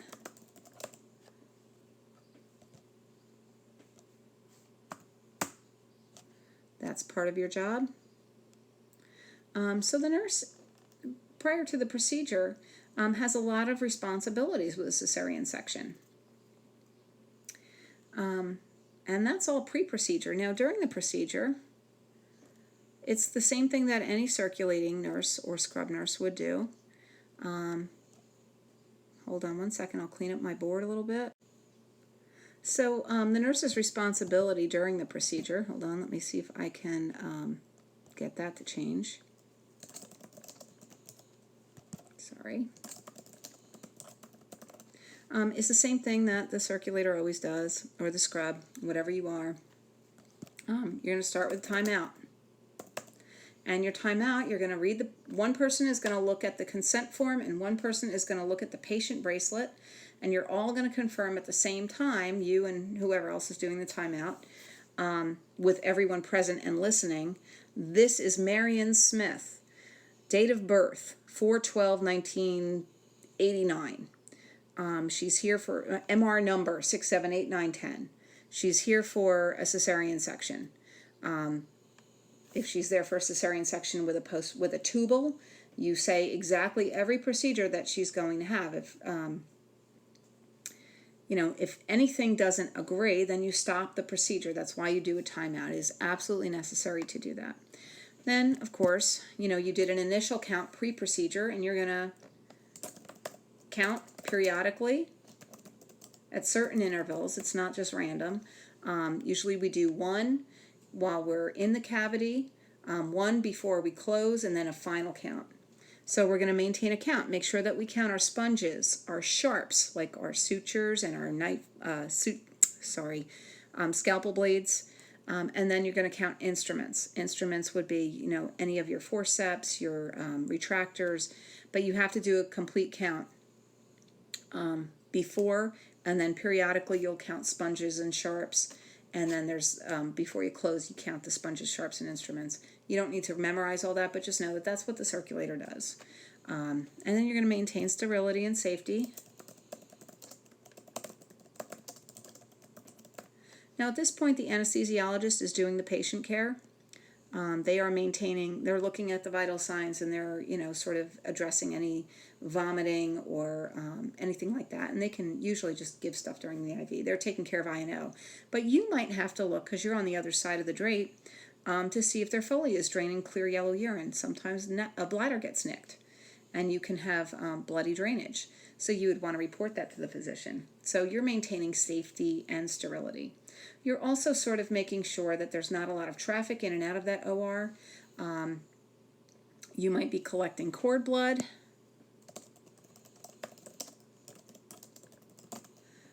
You might have to get cord gases if the baby was not looking too good before delivery or even after, to see what the acid-base balance and the PO2 was. You might have to culture anything if there's the placenta, and collect specimens. That would all fall under the nurse's responsibility. And of course, this scrub nurse does, or scrub tech does what the scrub nurse always does. They kind of hand instruments and count with the circulator. And they're the sterile person. Your circulator is the non-sterile person in that environment. So that would be, and of course, anything that needs to be obtained. If you need more sutures, if you need to get a unit of blood, if you need to get any kind of supplies for the surgeon, more sponges, more anything, that's what you do. That's what circulators do in every OR. So there's that. And then after the procedure, you're going to recover this mom in a PACU, the OB PACU, and it's very similar to PACU care anywhere. Let's go after the procedure.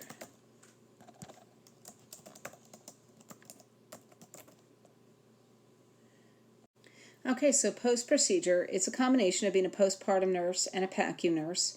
You're going to monitor mom's vital signs. She's going to go on an EKG. Hopefully she's got normal sinus rhythm. I am ACLS certified, but not every labor nurse everywhere in the country is. There's a movement towards it. But there was a long time when we would look at that cardiac monitor and go, okay, it's either going to be normal sinus rhythm or it's going to be call the doctor. That's, we're really the only two choices we had. Now, a lot of us can read that monitor and sort of make sense of the changes that can happen after delivery and major surgery at the same time. Monitor I&O.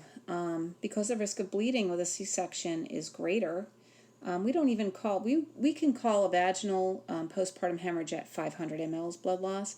A C-section, 1,000 is considered a hemorrhage. Mom can lose 1,000 in the OR and really still be okay.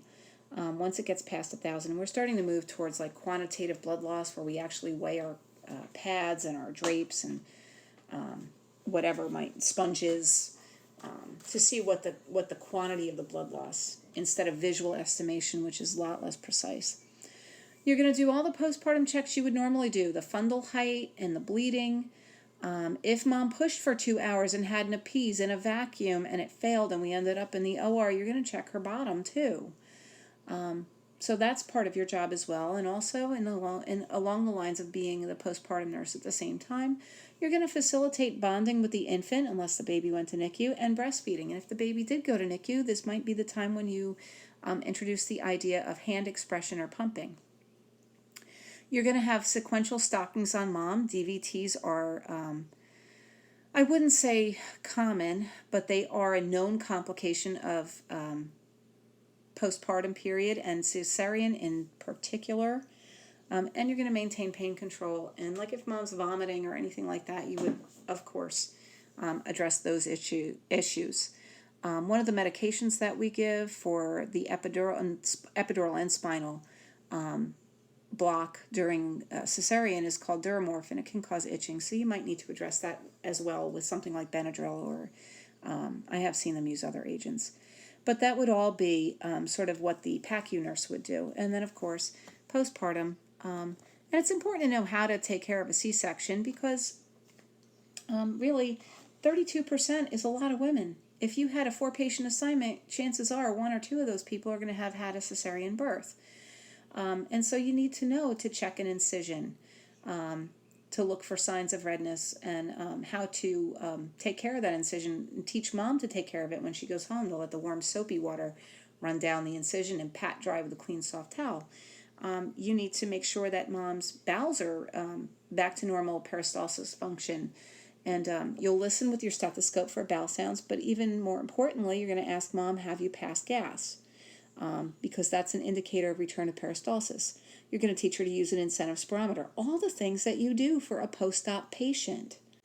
Now, additionally, you need to encourage ambulation, and you'll probably get more coverage on this in postpartum, but the earlier mom ambulates, and typically the order is for 8 hours after delivery or after they get up to the postpartum floor, the more mom ambulates, the lower her risk of complications. So you get that Foley out first thing in the morning, usually the next day, because the longer you leave it in, the bigger chance of a CAUTI, a catheter-acquired urinary tract infection.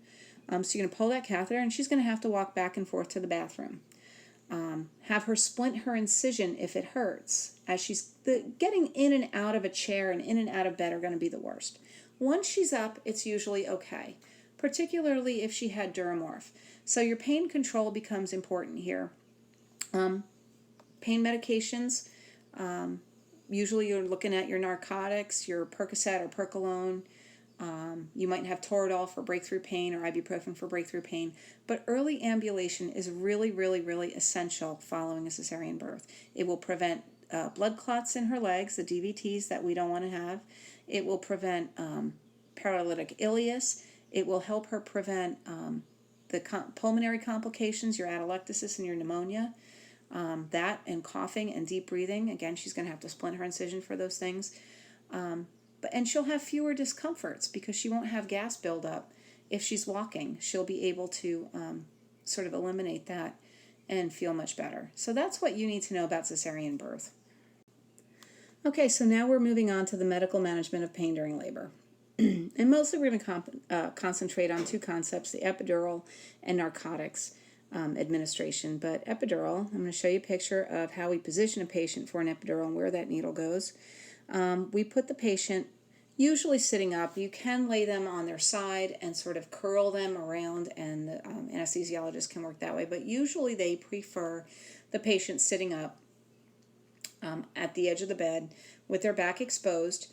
They tell them to curl their backs like an angry cat to make the spaces between the vertebrae open up. And they usually do it at the level of about L4, L5. Here you can see in the picture they're doing it at the level of L4. The epidural needle is a pretty large bore needle. And what you're hoping to do is get into that epidural space. There's that little space right before you hit the actual spinal fluid. And so it's not an easy procedure to do, but a good anesthesiologist will get that in. The nurse's responsibility during an epidural, well, first let's talk about how an epidural works. Epidural, they usually inject a little bit of fentanyl. Hold on, let me just shrink this a little bit. It's usually the medications that they use are fentanyl citrate and bupivacaine.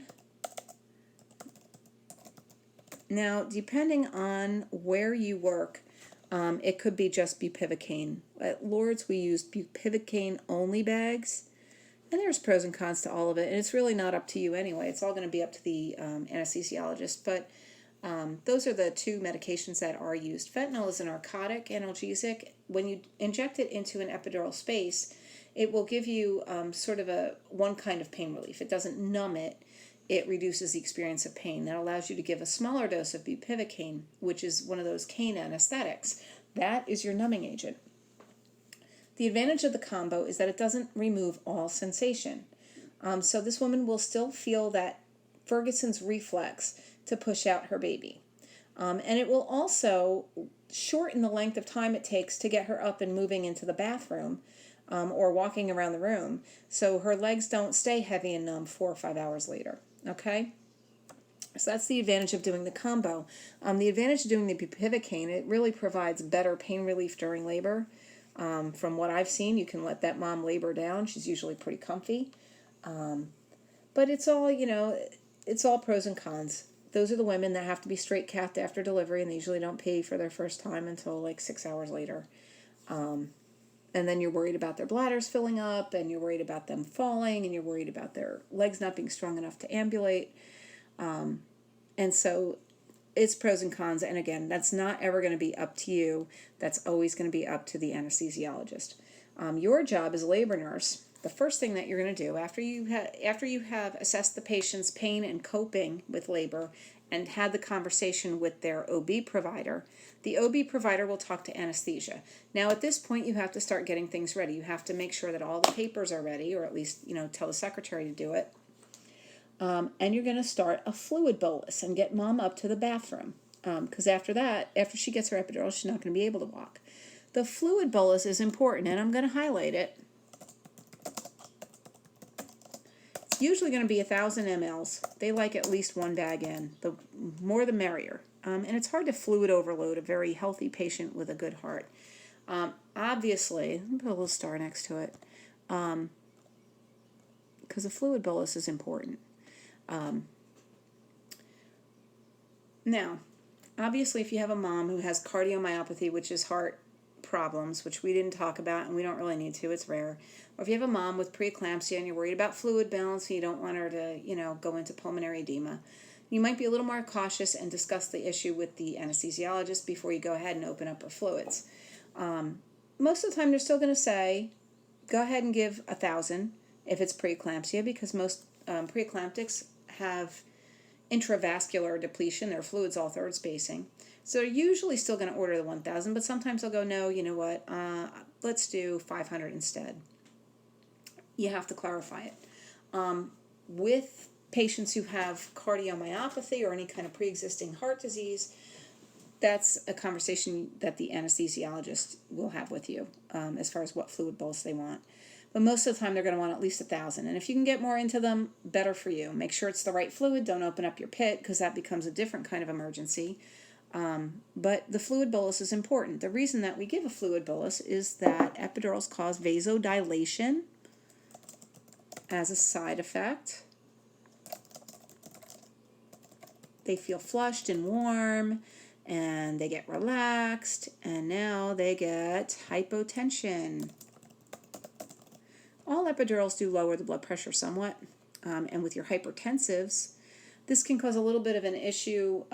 It does help mom's pressure go down, so it wouldn't be your first line treatment, but it will maybe help you a little bit there. The only thing is if that placenta doesn't have great perfusion, and you get a lowering of the blood pressure, which was what was forcing the blood through that placenta, those constricted vessels. Sometimes the baby will start to look a little bit bad on the monitor. You can have what's called an epidural plunge if mom gets really hypotensive. So that fluid bolus is important to make sure she doesn't get too hypotensive. You're responsible for helping her get in that position, like I said, and maintaining the position. You're responsible for monitoring vital signs, particularly the heart rate and the blood pressure.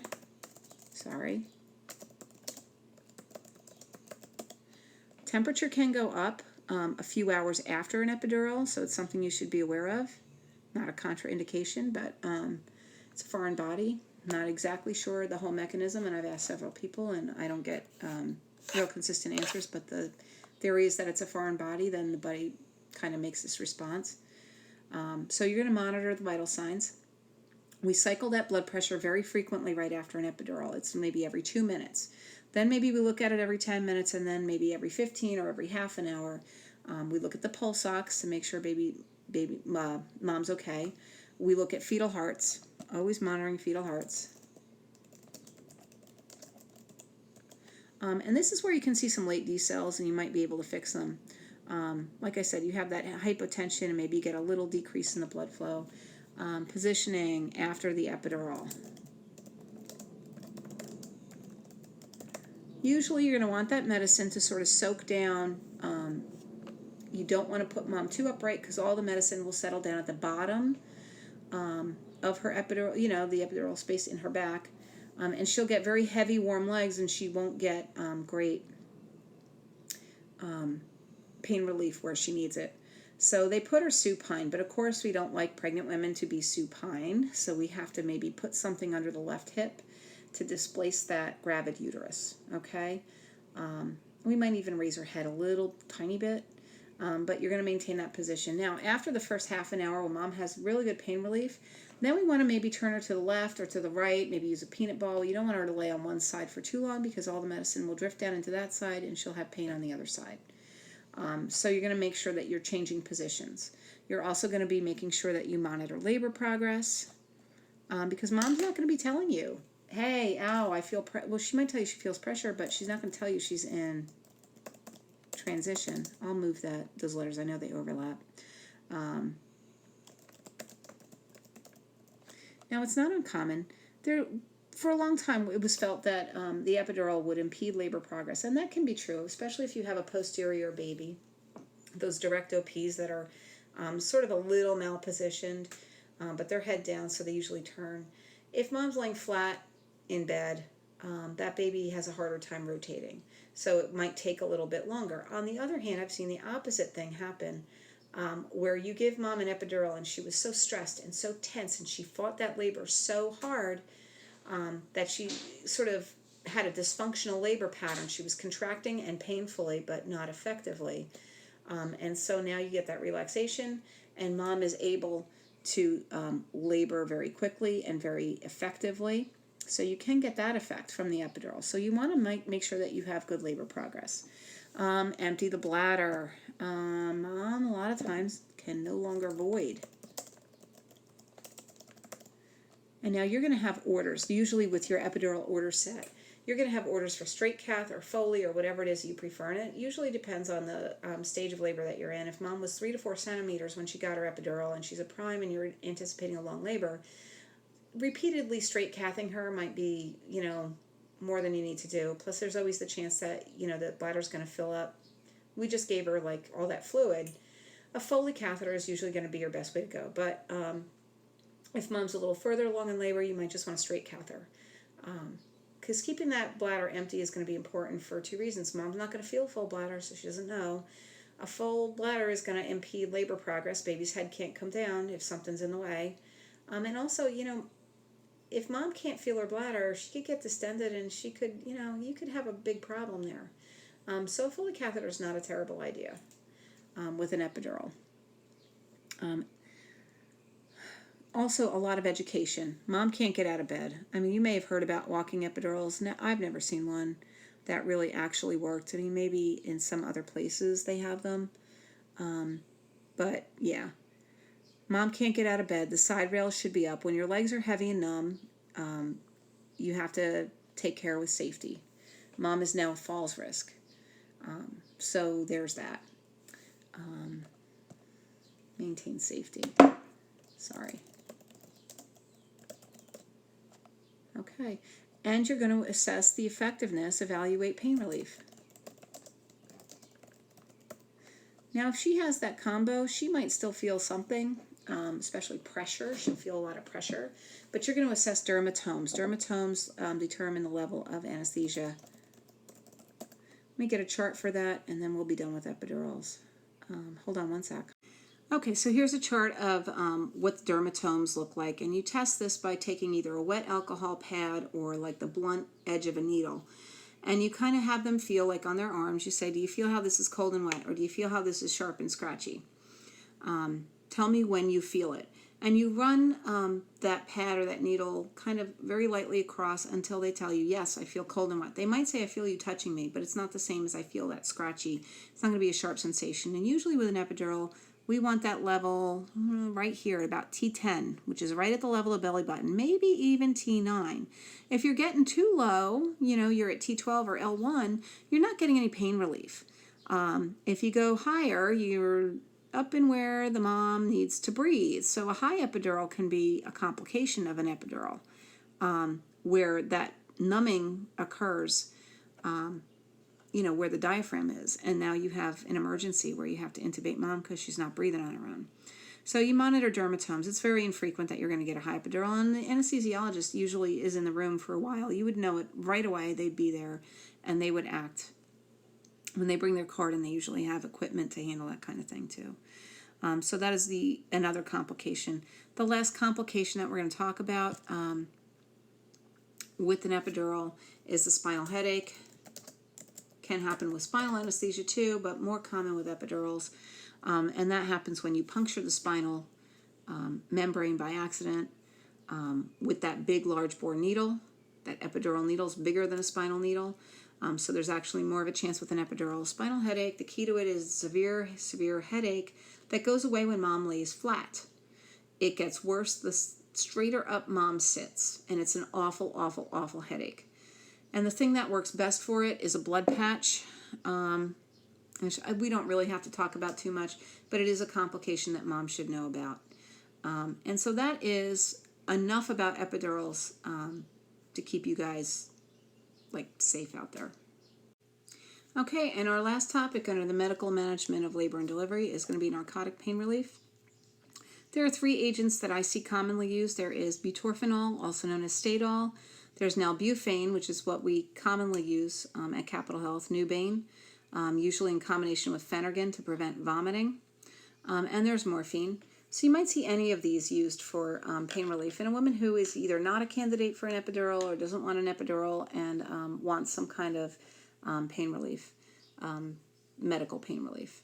So it's the same as all the narcotic pain relievers that we've used. The big thing that as it impacts labor and delivery is fetal respiratory depression. So if you give it too close to birth, I know you guys, we're going to do that S-bar exercise again now that you've had the content and see how you do with it. And it'll be a lot quicker because you'll look at the scenario and you'll know what it is. But your fetal breathing can be depressed. They can be born and just go, no, I don't think I want to breathe. So you would have to have Narcan ready, and you would want to have a neonatologist or a NICU team ready who could administer that Narcan to the baby. The other thing that you might see is a little loss of variability in the fetal monitoring strip. So those are things that impact the baby. In regards to the respiratory depression, we don't commonly give narcotics if we're close to delivery. And unfortunately, that's when mom always asks for them because this is the part of labor that she can't cope. So if mom is getting narcotics and she delivers within, say, 4 hours, according to our policy, it might be different for other ones, you want to have that NICU team there just because it's a known side effect. Now, as far as mom goes, risk of falls. And, of course, you're going to monitor vital signs. And that's really instruct mom not to get out of bed without assistance. Also, it's not going to reduce all of the pain. It's going to maybe dull the sensation of pain. And sometimes what will happen is you get a mom who gets medicated with Nubane and Phenergan and, is still moaning very loudly because now she's lost her inhibition. If that helps her get through labor, it's okay. Just kind of shut the door so that it doesn't disturb the other patients and it maintains mom's privacy. So there's that. The one last consideration I want to put in there, it's like I start thinking of things and I start thinking of other things. Nubane has a narcotic agonist and a narcotic antagonist. It's sort of a combo drug. Nalbuphine has both properties. It's why we kind of prefer it because it doesn't overly sedate mom or baby, like Dilaudid really knocks them out. But the thing about Nubane, don't give it to anyone with an opioid addiction problem. And don't give it to your no prenatal cares when you really don't know what their issues are, because it will precipitate withdrawal and they will get off the wall. And I swear, I have given Nubain a lot of times, and I am pretty familiar with how it works. And I remember one time, I think I was pretty new at labor and delivery, I gave it to a mom and she got off the hook screaming, upset. It turned out that she had an undisclosed problem with narcotic painkillers. I believe it was OxyContin. So that's your caution with Nubain. And that is enough for the medical management of labor.